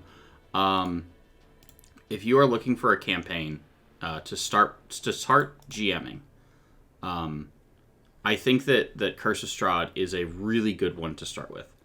I will preface that with Death House is very, very dangerous, and you should try to be as nice as you can to your players. Unless Yo, they're... dog. Do not play Death House as intended. Do not. No, For do the not. love of God. It is a very... I had fun dying. Yeah. It was the worst part of the campaign. The first time I ever ran it for a group... so one, I have racked up so many kills just running Death House as written. Two... I ran Death House once where we did a full party wipe as they were leaving, so I wasn't going to run them through it again. Then all of the party recreated new characters and brought them into Barovia as one of the players said, I really like this character, I want to play them, but can you like curse them or something? And I said yes, and they were actually in Azamar. And so I went from, that was when they went from Defender Azamar to Scourge Azamar. And I had them like fall face down, covered in blood and everything, and they turned around to like look to see their fellow to see to see the souls of their fellow like first like group like clawing at the windows, and everyone, the new party was like, "Hey, are you okay? You look like you've seen a ghost." And they were just like, "Can we just leave?" And just like left Death House behind them, and we never talked about it again. I think Arpulus was actually in that group, if I recall correctly. So yeah, that was a really fun campaign. Curse of Strahd is great, so good to run if you're a new game master. Just beware, Death House is very, very deadly. You could skip it entirely if you wanted to bring your party in at level 3. I will also say that I think that you should reskin Strahd, because I don't think at the end of the game he is strong enough to deal with the party. I brought him. I found online. I found someone that had reskinned him and given him like a sword, more attacks, more options, and like scaled him up to like CR18 and put him in full plate. And my party still they still messed him up pretty good. They fought him 3 times. But anyway, like it's a good fight. And there's a lot of really good guides on how you should run Strahd. Like, there's a lot of good resources out there for Curse of Strahd because it's such a beloved campaign. Anyways, I digress. So let's talk about where we are. We are in. We're trying to track these raiders. The raiders' path is pretty easy to follow through the rolling grassland and green fields because there's a wide swath of grass that's been trampled down. It's impossible to determine how many of them there are, but you can see that there's like a lot of different. Give me survival checks. Everyone. And a dude. This is gonna be comical. These are really good. Wow, look at that. Did you ever make my token? Because I can only see black. Oh, I made your token. Maybe it's I see broken. your token. Yeah, it's in there. Did you assign it to me? I sure did. You're right. Did you give me dark vision? Sure didn't. Here you go. Well, it's daytime, so who cares? Can Well, on my screen. hang on. Did it work? Yeah, I can see now. All right, you're welcome. Sometimes you have to move. Oh, sometimes you have to wiggle the token to make it work. And just moving it back and forth will do it. So it'll update just by doing that. All right.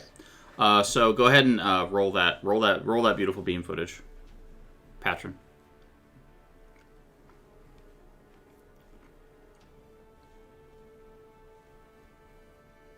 oh, patron. Maybe. Oh, and while we're waiting for that, I'm definitely wearing my cultist outfit. Sounds good. I'm going to go ahead and mark that so we don't forget. So we're going to mark this using... I'm going to use this... I'm going to do this with this ninja. So we'll mark that as you being sneaky. Sometimes you use that for stealth. I like the little tokens. It's nice to be able to mark things.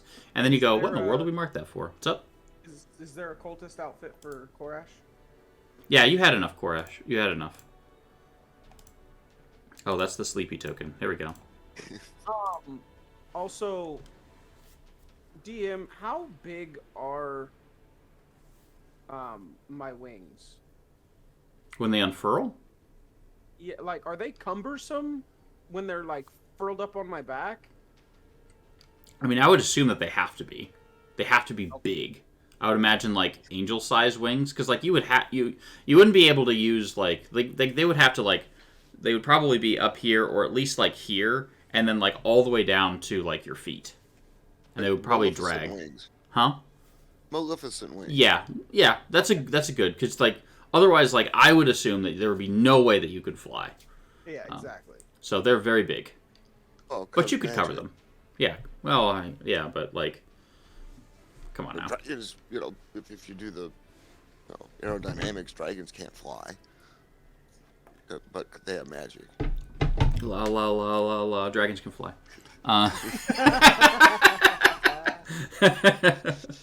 Those little wings couldn't whiff that bulk.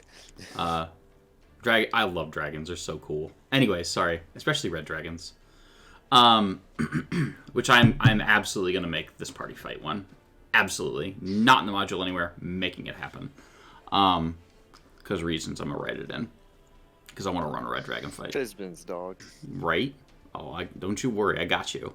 But before we get too far. So, Zed, you look at the ground and you're able to very easily pick out through these footprints that many of them are kobolds. Unsurprisingly, you're able to pick out, hey, those look like kobold footprints. Hey, look, cobalt footprints. Koresh, Why you're are able. there You're able. cultists in the cart? Huh? Why are there cultists in the cart? What do you mean?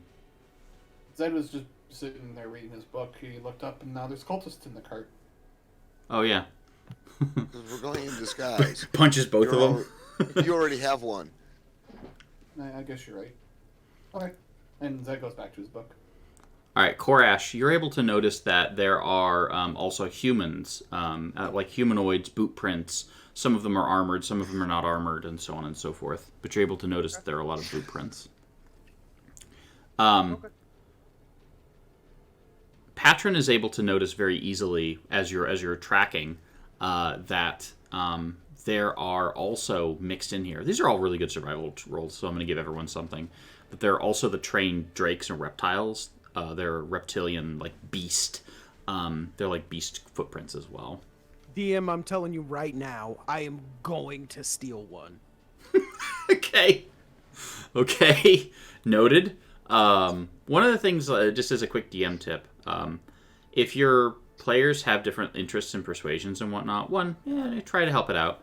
Two, and important, like if you all have roll really good survival checks, give them each a little bit in piece. And if they roll a 20, give them something special. So, Mordok, you're able to notice that many of the beast's footprints are deeper on the retreat than on the approach march, weighed down by something, which you can only assume is Booty. Yeah. Loot. So, yep, the trail leads to the south about 12 miles into a more rugged region where there are steep-sided rocky plateaus but also some of the rolling hills. The land between the plateaus is largely flat, but broken only by outcroppings and wandering streams and steep-sided gullies.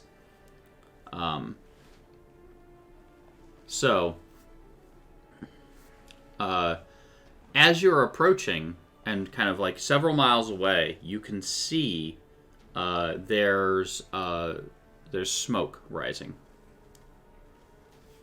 Hey, Carrington. Yeah. I have played parts of this, and we're coming onto a part that I have played. How do you want me to deal with it? Just kind of go with the flow? Yeah, just kind of go with the flow, I'd say. Okay. So Spoilers. no problem. So there's smoke rising in the distance.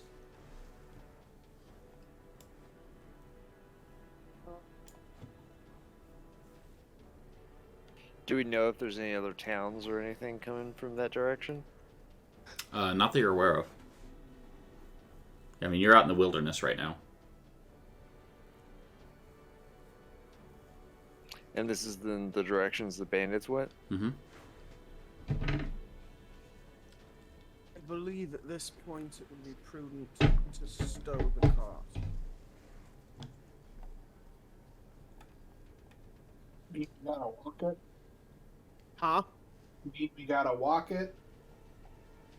Yep, I gotta walk it in my pocket. What is a large bird Patrick could turn into? Are you allowed to fly at that giant low level? It's a good question. Giant owl, giant eagle. I don't know what CR those are, of course, but Rock would be cool. You don't turn anything. Yeah, you don't turn into anything that can fly until 8th level. Boo. Boo. Yep. Ooh. But you can turn into a snake. sure. Boo, not worth it. A sneaky snack. I can turn into a giant direwolf, but I can't turn into a regular eagle. That makes 0 sense, but sure. I think it's because they were in early versions of Dungeons and Dragons. In early versions of 5e, and we see this with like Aarakocra and the Winged Tieflings. They were very leery about allowing players to fly at low levels. One, I think it's probably because they didn't want them to just be like, I'm flying and hovering, and then like never triggering traps and all of that kind of thing. But like, as far as I'm concerned, an Aarakocra, unless, and even a Tiefling, you're not going to be flying unless like you have to, Right. because it's going to be very energy consuming. So, How do you feel about the fairies then? I mean, I think Sperries are a special case because they're so small, for the most part, Yeah, they're magical. and they're magical. I mean, those are big pieces of it. Noted. Mm-hmm. I'm interested to see how those, because I think that like, if you were metagame, like really, really metagame focused, like you could break fairies very easily. Yeah, you circle the moon druid fairy. Done. Yeah. Look at me. I'm a Look at fairy. me, I'm tiny, and all of a sudden You ever watch Oh, a brown bear fall on someone from 30 feet up? Yeah, I was gonna say, Yeah. Just like elbow drop someone. Fly, Yeah. I'm gonna fly above them, and I'm gonna wild shape into a bear. Yep. And the bear is going to do an elbow drop from like 30 feet. Yep. Yep. Fantastic. That's how you do that. Just metagame it. All right, so I'm gonna say the cart and the cart and the horse are stored off screen. What do you want to do? Give the horse a little pat on Stealth the nose. Check it out. All right, who's Yeah. who's stealthing? I will give it a shot. Zeb's small. Or Zed's small. He shall try. Is that a 1? No, No. that's a 5 on the die.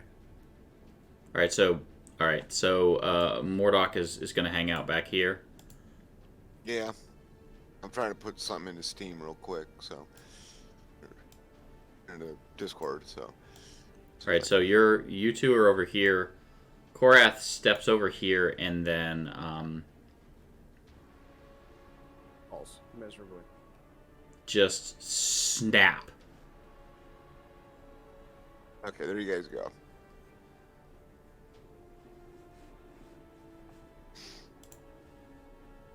Excellent. Nice.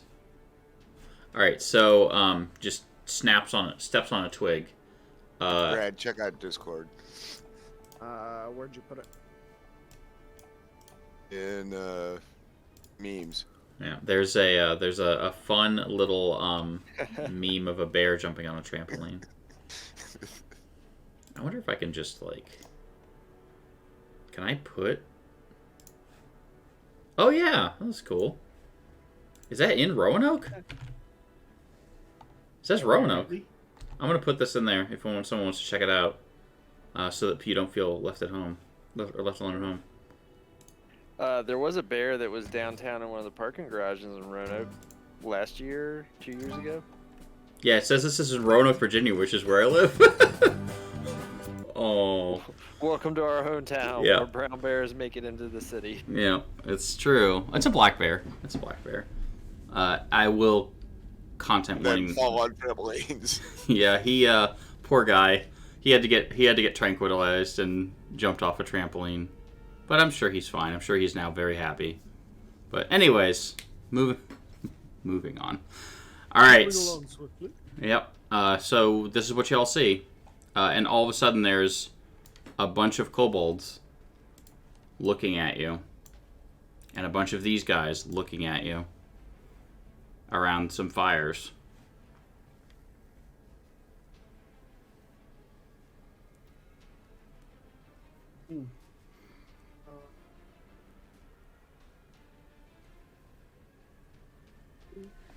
What are we doing? I look over, and I immediately hide behind these two. Okay.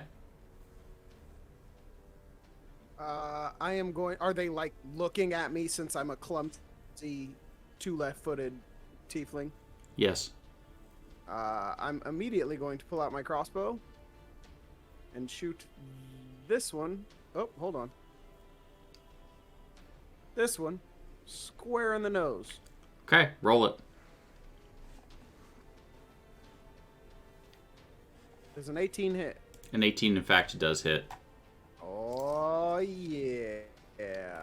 How about 9 damage? He is, in fact, the dead. Let's go! All right, good news. You killed him.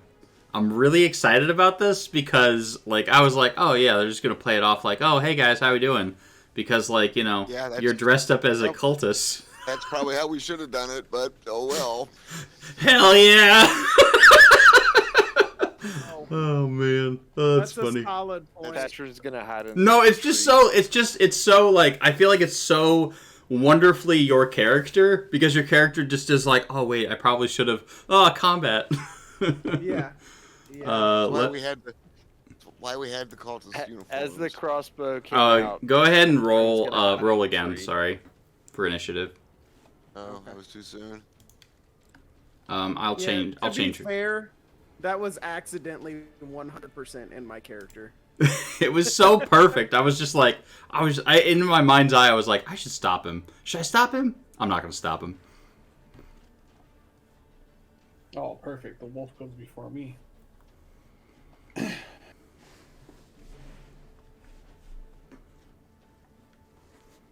Yeah, they were just like making their dinner, and then you just like just like stopping by McDonald's, and you just killed one. Sweet. All right, Yeah, I perfect. forgot we were disguised, if we're quite honest. Like Jabril did. Korash probably knew exactly what he was doing. Oh man, that's funny. All right, let me roll initiative for forever.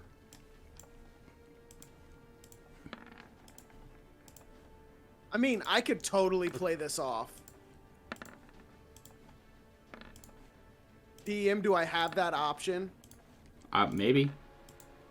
I would love to try to play this off.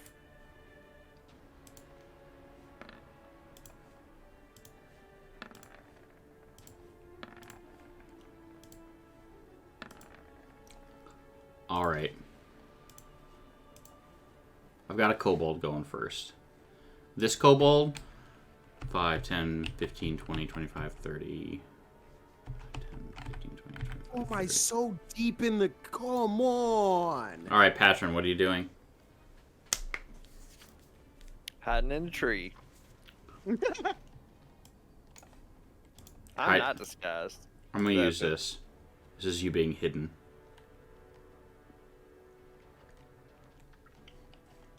Oh, there's dudes over there? Yep. All right, Mordok, what are you doing?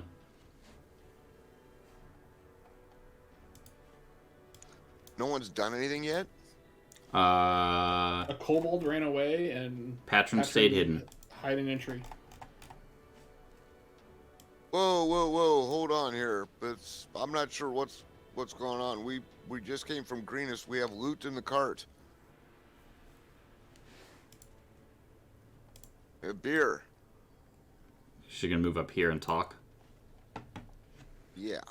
Go ahead and roll deception. I think I owe somebody some deception points. Do I have the option to assist? On your turn, you sure do. Okay, that's fair. Hey! Hey, how about that? Hey! That is pretty good. Let's make this an opposed check. Oh. Hey! Hey. What a roller coaster. Oh. Hey! Whoa, is that a natural 20 for an 18? Yeah, they're not. They're kobolds. What's that supposed to mean? They're run-of-the-mill Dumb. kobolds. They're not Zed. All right, so they are like, what's? They're all looking at you. The kobolds are panicking. Naturally. Yeah, as kobolds are wont to do. You have a kobold behind you panicking.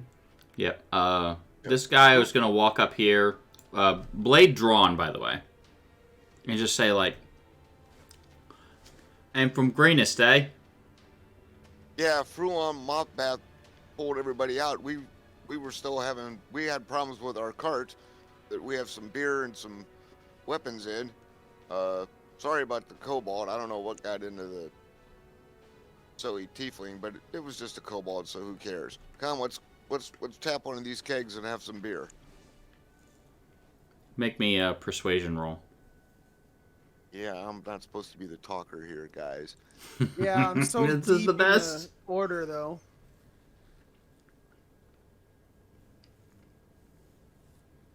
Oh, great.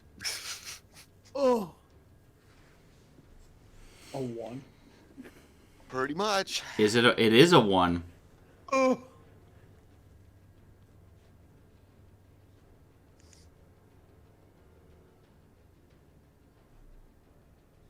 Well, so much for that. Yeah, this is what I'm gonna do. This one's gonna point at you since you rolled a 1 and say, Ooh, ah, that's the one that fought the Dragon Man! Son of a... All right, 5, 10. Come on! The way you said that, I really wanted to add Ting Ting Walla Walla Bing Bang behind it. Sorry, I just lost count of how far this guy moved. 5, 10, 15, 20, 30. You're welcome. You're welcome. All right, and another kobold does the running. Wow. Great. So now we've alerted the whole camp. Oh, they're just running for right now. It is the Zed's turn. I almost started moving another kobold, and then I was like, wait a second. No, this one's different. That's our kobold. All right, what does Zeb want to do? Zeb is gonna get behind Mordok and is gonna drop to his knees and kind of beg, please, we mean no harm, and we'll do The growling, Power sniffling bag. thing? yeah. We're gonna grovel, cower, and beg. I love grovel, cower, and beg. It's such a good ability.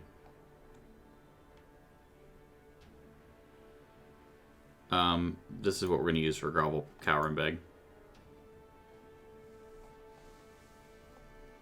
Alright, cultist time. 5. Can we get there?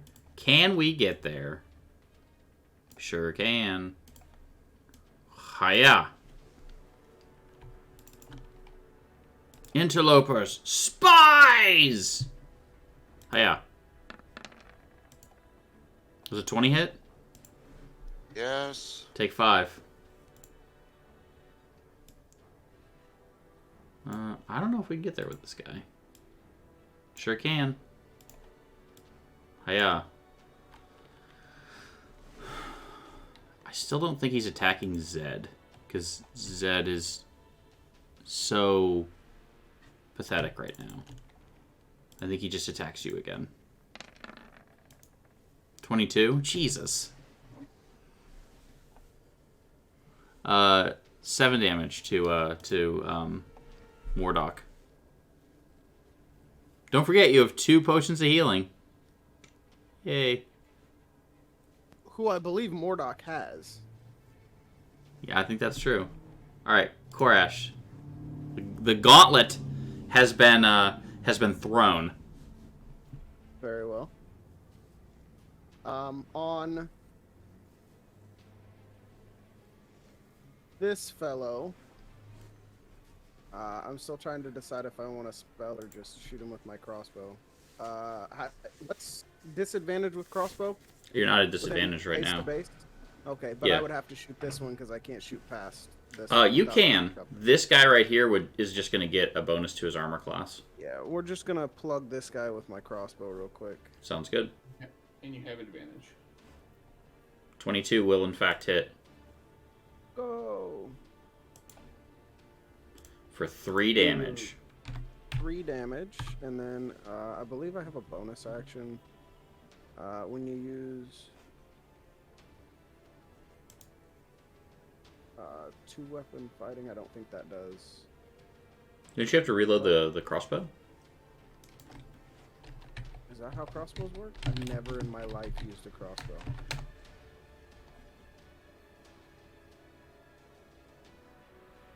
It doesn't. It's an interact action. You're good. Okay, and then I'm going to step this way by 1, Mm-hmm. and that's my turn. I wonder if these guys have bows or anything. I don't think they do. He in fact does not. I think this one cannot get to you.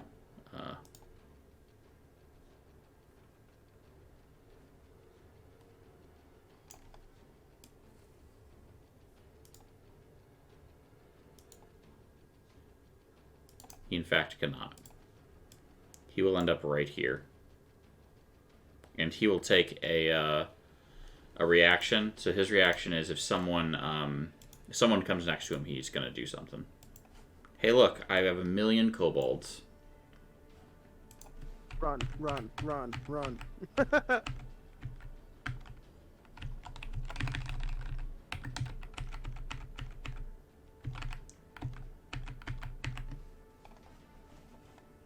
I would argue, how confused are these kobolds? Because one screamed out that it was that, but do kobolds believe their own, like, oh, it's 100% the dude who fought? Or are they gonna be like, Okay, they are not running to go tell the camp. They are running for their lives because one of their friends just got shot in the face and died. That's why they're running. fair? Yeah, the natural kobold reaction. This is true. I'm also like not being like their movement is literally just like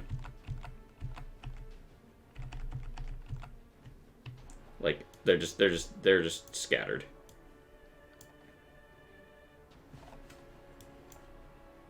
I think I actually get to move again. The first one will. Yeah. This guy will, and he's just gonna keep running.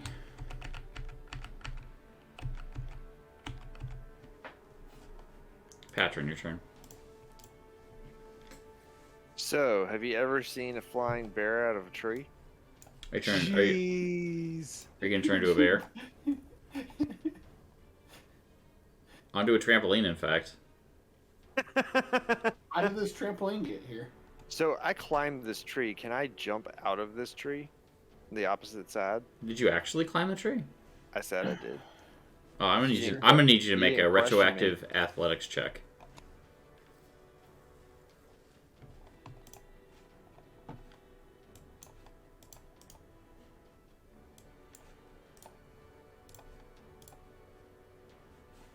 That's gonna be a no for me, dog. Unfortunately. Fine, I'm just behind the tree. Then I'm gonna go.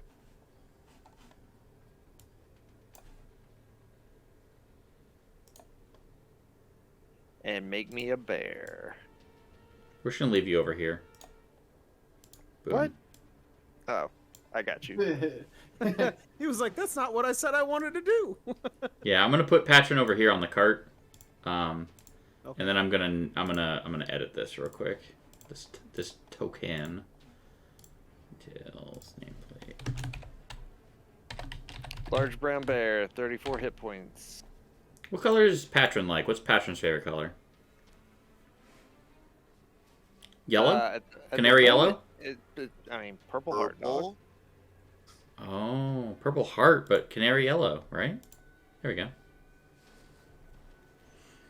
So it's a massive purple bear. Oh, 100%. Massive purple bear. Love it. And you can attack, right? Because you're Circle of the Moon? Yeah, wild shape is the bonus action. Oh, wait a second. You came over here. I forgot. That's not broken. That one Yeah. next to Zed, by the way. That's fine. You're taking 5 damage. Whatevs. Alright, take your 5 damage, and then this guy's dead. You just like... That is I am a Zed- brown bear, though, so hold on. I'm not done. while others are while Zed can see that the cultists are a little terrified, Zed's comforted by seeing his bear friend.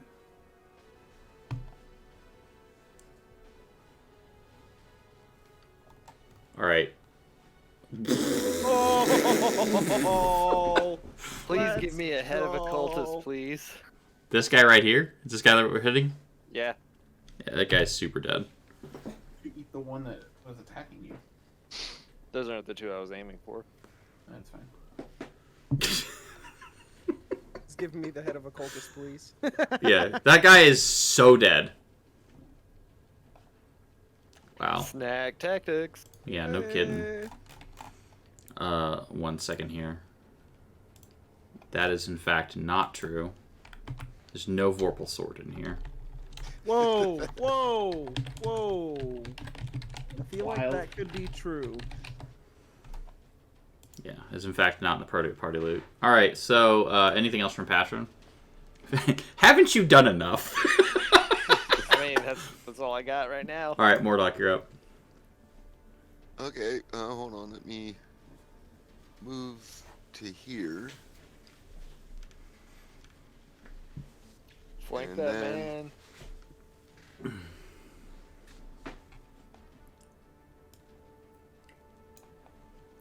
Compulsion. Ring the bell. Ring the bell on this kobold. There's another kobold? You have range on that guy? 60 feet. Dang! Wow, this guy right here. No, any of them, it doesn't matter. Any of them, it doesn't matter. Love it. All right, they fail, so he takes 2 damage. Ooh, yeah. One day I'll get a good roll on that. And it'll be epic. All right, cultist time. Isn't it if he hasn't taken damage, he takes more damage? Or is No, it no, if it's he the has opposite taken way. damage? The other way around. Yeah, it's a D8, and then it goes up to a D12. It's one of the best cantrips in the game, in my opinion. How smart are It'd we? only be better if it was AoE. So. Yeah. Yeah, that'd be sick. Don't let's be silly. This guy's gonna move over here to flank, and he's gonna attack with advantage. Since we're fighting a bear, 20 hit. You take that 3 damage. Run, run, run. That's correct.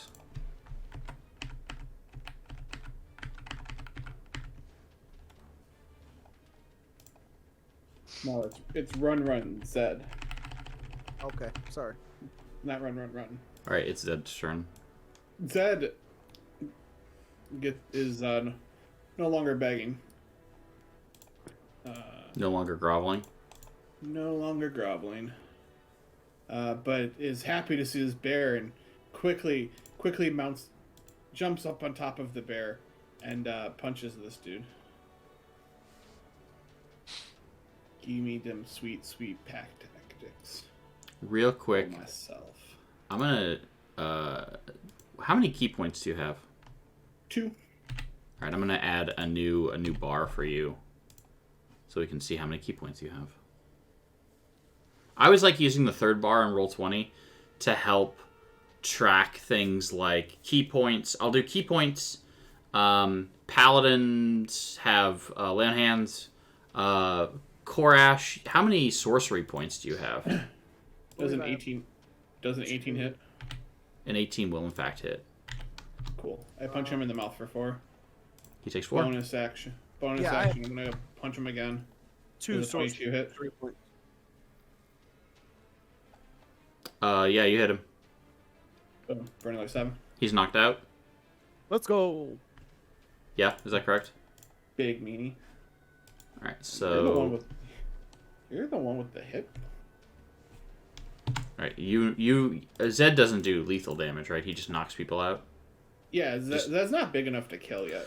He just. He's just giving them the naps. All right, Yep. he's unconscious, and It I'll goes like- mark him easily like that. All right, cool. Korash. I would like to, first things first, click on this, and shoot this guy with my crossbow. Killing cold actually. Go ahead and kill cold balls. Are we complaining? I mean, Zed's a little uneasy. I mean, he himself is a kobold. What's to stop you from killing him? All right, Korash, you're done. Does the These 6 are- hit a kobold? It in fact is not. Okay, But these I'd are like just to the thoughts that run through Zed's head. pick my movement 5, 10, 15, 20, 25, 30, Okay. and then that's me.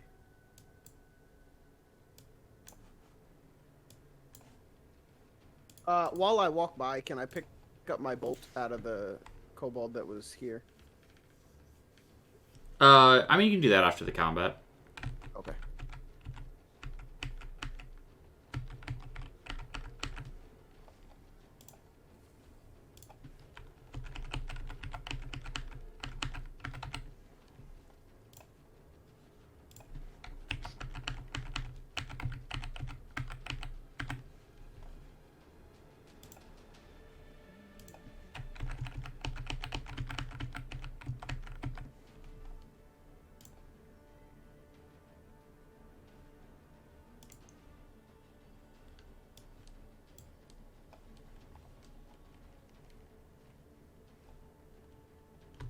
You know what I totally didn't do for this guy? Run away. Roll initiative. Alright, cool. Patron, your turn. Oh, I didn't even see that guy.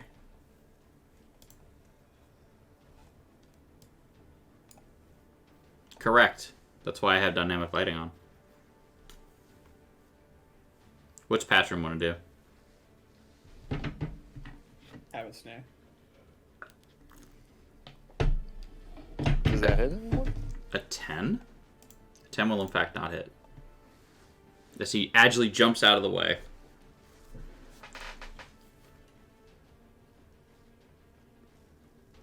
Bite him.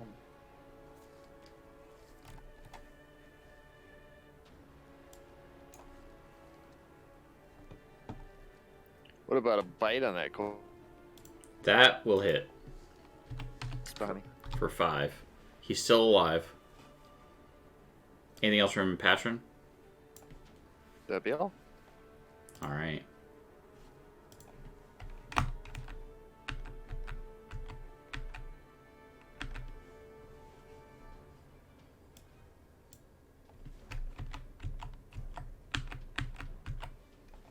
Mordock, your turn.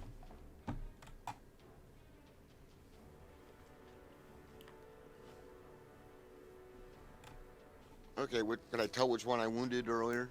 You cannot. Okay, fair enough. This guy? I don't know.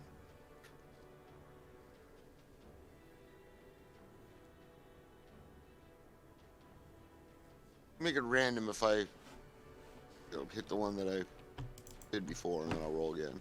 You in fact did.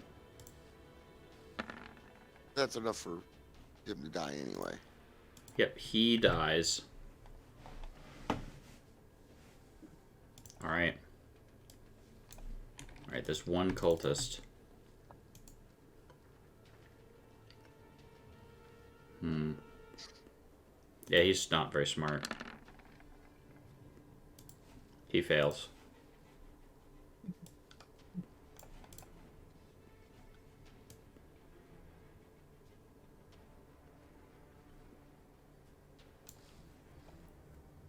Alright, Zed, it's your turn. Punch the cultist. Punch the cultist. Punch the cultist. Does the 12 hit? It does. Yep. I knock him out. He is in fact unconscious. Alright. I am now the ground. Mm-hmm. Neat. I'm not getting off this bear. This bear is comfort. I kind of give him a little like scritch behind the ear and go, "All right, we gotta get running, buddy." I point to where Murdoch is. Alright.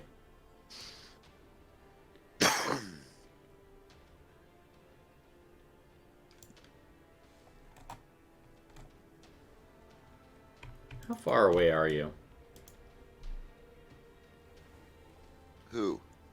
Mordock. 40 feet away. Alright, we're gonna do it. This is at disadvantage. A 15 doesn't hit, does it? No, it does not. Alright. Korash. 2 seconds.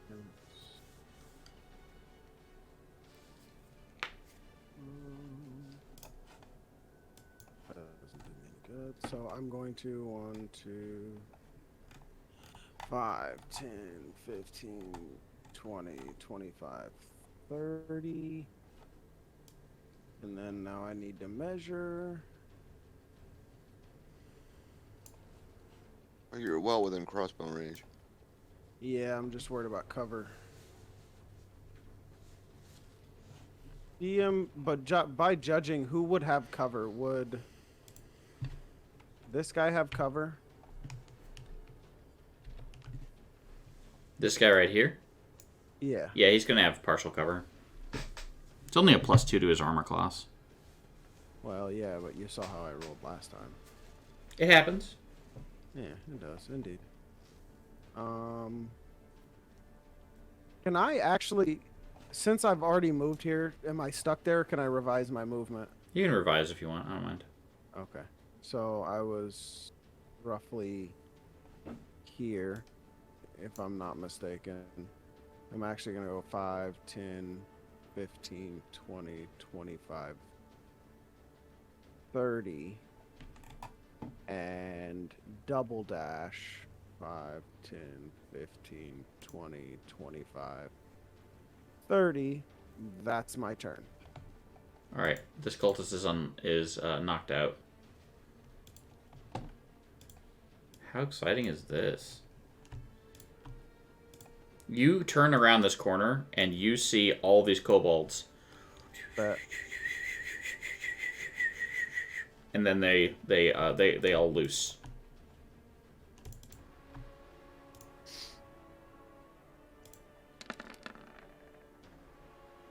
anything above a 14 hits. Hang on a second. At Here. or above a 14, sorry.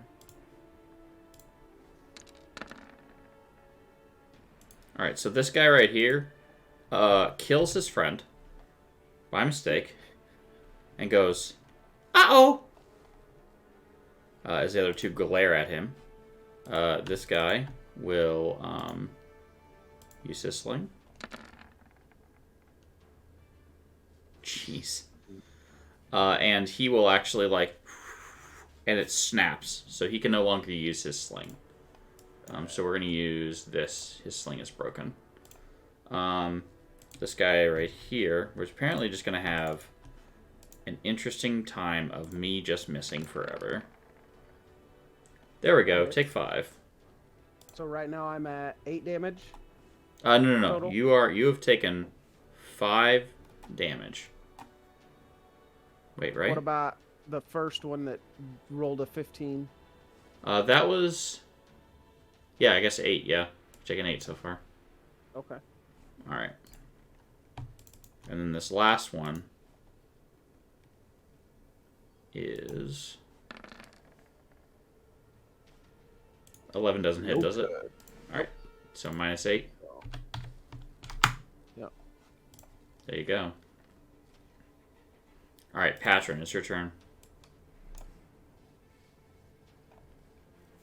Angry bear noises. I just had to check my speed. What is a bear's speed? 40.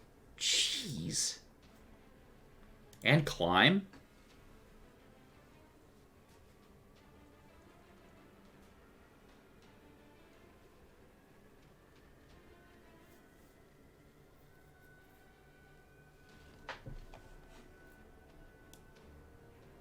And we're double move.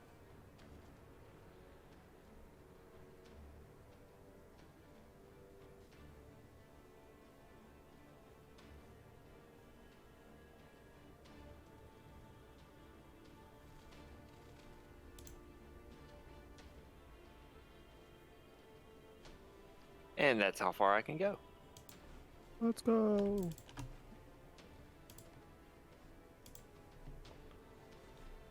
Guarantee, can you rearrange the order so I'm stacked on top of bread?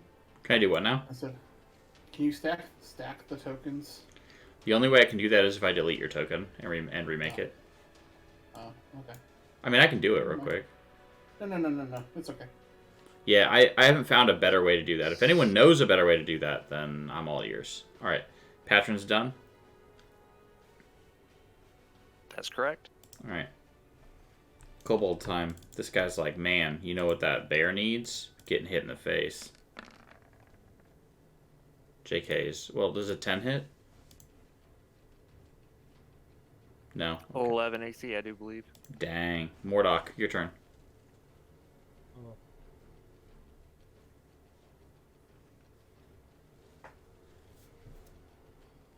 What does Mordock do? I move back there and drink a healing potion. What is that? 2d4. 2d4 plus 2. Or do you want to use a spell? Oh. Alright, no spell. Alright, 8 hit points back to you.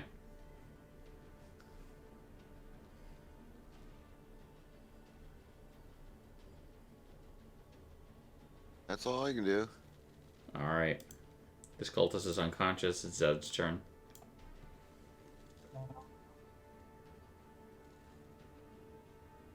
That's going to hold reaction that if any of the kobolds get wise to try to spear the bear, he's going to return volley with a punch. Okay. All right, it's time for the us to throw rocks at the bear. 11. Take 6 damage. Do we have any coverage from this giant boulder? Oh yeah, yeah. Probably. I'll say yeah. I'll say yes. Mm-hmm. All right, and then it's Koresh's turn. And that guy booked it. Which guy booked it? The guy who just went. He's here. Oh, well, I would like to. Is he getting cover from old boy right here? Or no? No. Okay, I would like to shoot him, please. Okay.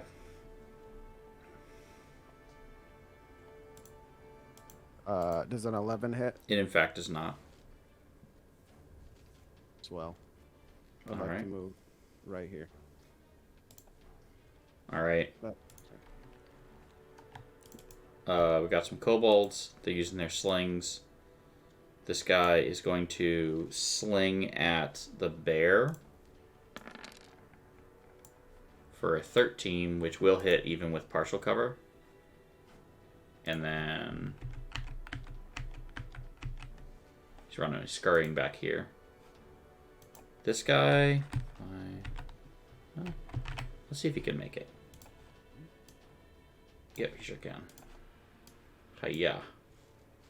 And he will attack you with his little dagger. Hiya. Does a 14 hit. Exactly hit. Alright, 4 damage to you. Swell. Mm-hmm.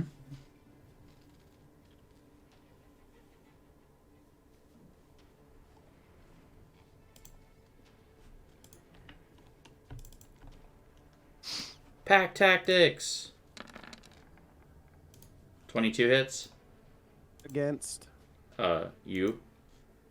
Yeah, that hits. Alright, so you are unconscious right now. I actually am, yes. Which one was that one? Hang on. It's this one. He is going to also move back. Move here. And this guy is going to throw a rock at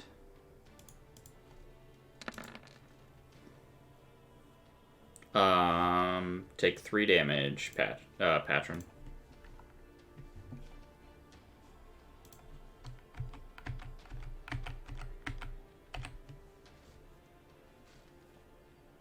And it's Patron's turn.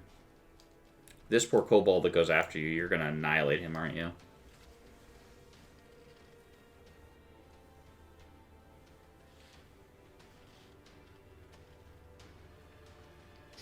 That would be where I'm moving. Okay. And yeah, I'm going to annihilate it. Do it.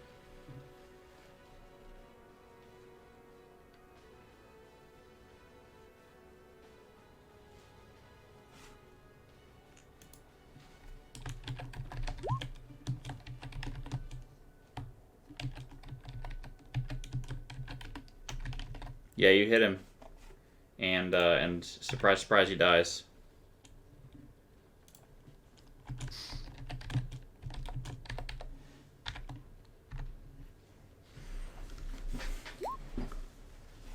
Yep.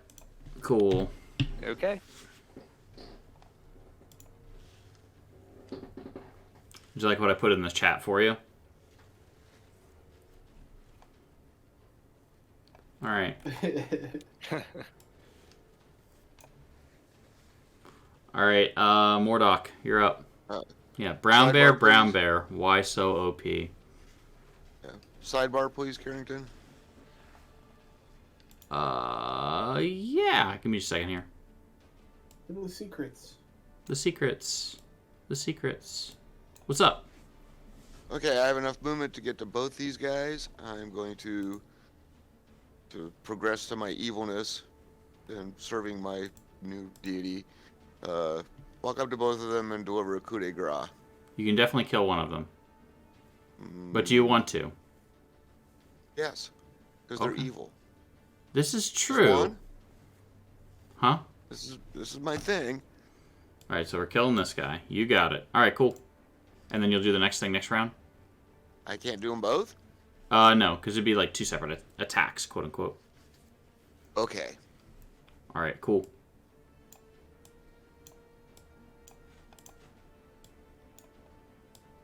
Alright, we're back at it. Alright, so Zed, it's your turn. My turn. Yep. I see a down Koresh and yell at this kobold, "Hey, you meanie, leave him alone." And move Patron out of the way for a second so I can grab my character. And run here. Move you back. And punch this kobold in the mouth. You hit him. Surprisingly, at 23 hits. And he is, in fact, he is unconscious. Nice. Bloop. And what else does Zed want to do? Med check would be the action, right? I can't do that as a bonus. Correct. Okay. Then I will look at the tiefling and hope that they stay alive. Alright, Korash, I need you to make a death save. Yeah, can do. That is a fail. Yikes. Alright, so that is 1 failure. We'll mark it like this. 1. Roll a 20, you can stand up with 1 hit point. Yeah, well, we forgot to say that this time. Yeah. Catchphrase. Don't It's forget. amazing how many times it happens. It's so, yeah. I think we're just going to throw a bunch of rocks and run. Oh, Brad shoot. and I were thinking the same thing. Yup. This guy, he hits you. You're going to take 3 damage. It's who, me? Yep. The biggest, scariest thing. This guy is, in fact, Okay. unconscious. This guy over here... Are you within 30 feet? Yeah, he's just going to run. And he's just going to run 60 feet away. So, I think he's probably going to get away. I Oh. will say, I do have 10 more movement speed than him.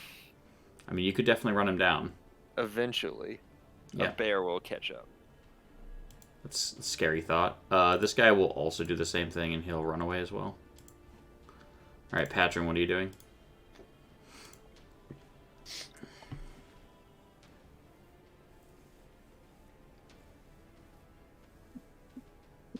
It's so menacing. Are you going to move one more over? Like there? Because, like, these guys are gone. No, because then I won't be in the range of that one that was back behind. I'm swiping at 2. I'm gonna swipe These with the 2 are left. gone. These 2 are... that's why they have the boots on them. They've run away. You can hit this guy, though. Oh, well, then yes.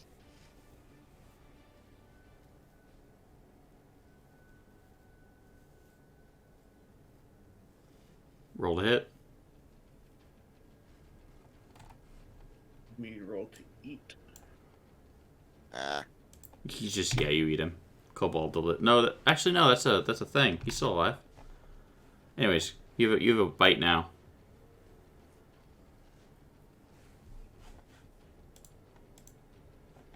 Now is he still alive? Like I said, roll to eat. You don't eat with Yeah, your claws. you don't eat with your... yeah, you don't eat with your I claws. tenderize the meat first. Alright, Mordok, you still doing your thing? Yeah. Alright, cool.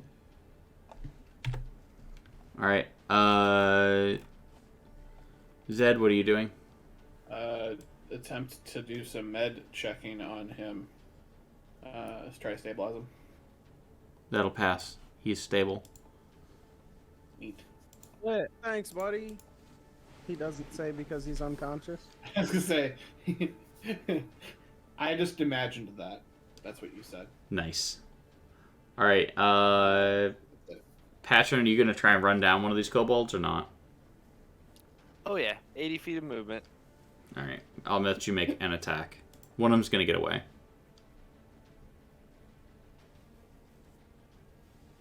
For the story. Mm-hmm. Yeah, you can make your attacks though. I'm just gonna do it out of order. See if you maul one. Oh, look at that. Yep. Oh man, he dies. All right, and that will end initiative. All right, cool.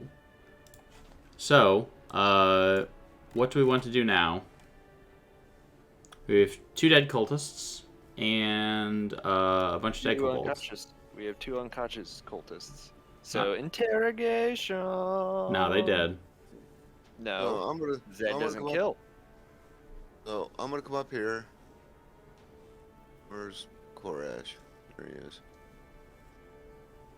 And you get, because of this,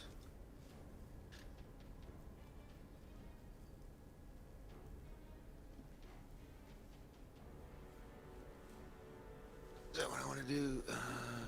Might as well. Highest possible, highest number rolled for healing on cure wounds, Mm-hmm. which is going to be A D8 11? plus your you can give him 11 hit points 11. back. Yep, 11. Go. Thanks. Pretty good. That didn't do it. Hey, Mordok, look. I beat this guy up. You proud of me? Good job. Yay. So technically, we should have, thanks to Zed, 2 cultists knocked out and 1 knocked out kobold. Because of reasons, I feel like we only have 1 kobold available. There is in fact 1 kobold. That is correct. The other 2 cultists were unfortunately, sadly, did not make it. They failed their death saves. Gosh, they Just sure didn't have did. the Constitution to make it. If only we knew what happened behind us. What could it be? Just All right. these giant trees. Yeah, what could it be? Let's see here. Korash will politely thank Mordok. Thank you. My apologies for the misunderstanding. Don't let it happen again. I helped. At Yes, that, you Korash did. will give you a cutting glance and then walk away as if you said nothing. As a brown bear, I will saunter up grinning, Mm. splattered in blood. Zed proceeds to jump back up on top of the back and give head scritches. Graciously accepted in bear form. Korash is walking over to the down kobold. Oh, there's the down kobold is right here. This guy Oh, doesn't okay. exist Okay. here anyway. Okay, fair. So, can I pick him up and put him like against the tree or against the rocks right here, like Sure. sitting? Sure. There we go. And then, do I have any medicine stuff? No, I don't. I am useless for medicine. I could persuade him awake. I nearly punched him. I'm sure some cold water might wake him up. I just boot. If he has boots on, I don't know if kobolds wear boots, other than, Zed. Nope. He is unconscious for at least 4 hours. Unless he is healed or we use a healing potion on him. Yep. Yeah, we're not wasting any of that shit on a kobold. We're definitely Language. We'll tie him up, throw him in the cart, and we'll saunter on our merry way for now. And we can go to whatever runaway kobold cutscene. Yeah. Any kobold or any kobold but Zed? Any kobold with Zed. Yeah. Just checking. These are the thoughts that run through my head. Are you gonna turn into not a bear anymore? Dog, I got at least an hour of this. I'm gonna stay as a bear for now. You know, are you gonna at least help out and pull the cart? That's what the horse is That's for. what we got a horse Yeah, we got a for. horse for that. I'm the bear protection. I'm thinking. I'm kind of interested for in necessities. I'm thinking the bear-horse interaction here could be interesting. This, I this can bear speak is with animals. unhappy. I mean, excuse me, I'm riding the bear. Oh, my mistake. There you go. It's the bear necessities. I mean, from the bear's perspective, like, Patron still thinks what he wants to think. Yeah, but the horse doesn't know that you're a patron. Well, I've spoken with the horse already. I would imagine the horse you can knows. still talk to talk to animals as a bear, yeah. Only if you can talk as a bear and you can't. I'll Okay. bow to the war horse. the war mule. Yep. Yeah, the war mule. Let me see the stats on this bad boy. Oh yeah, we making a wisdom save. The horse just takes off. And then you have to be in bear form. All right, here we go. Here we go. Ready? We're okay. Actually, we're okay at wisdom. Yeah, man, it's just a man in a bear suit.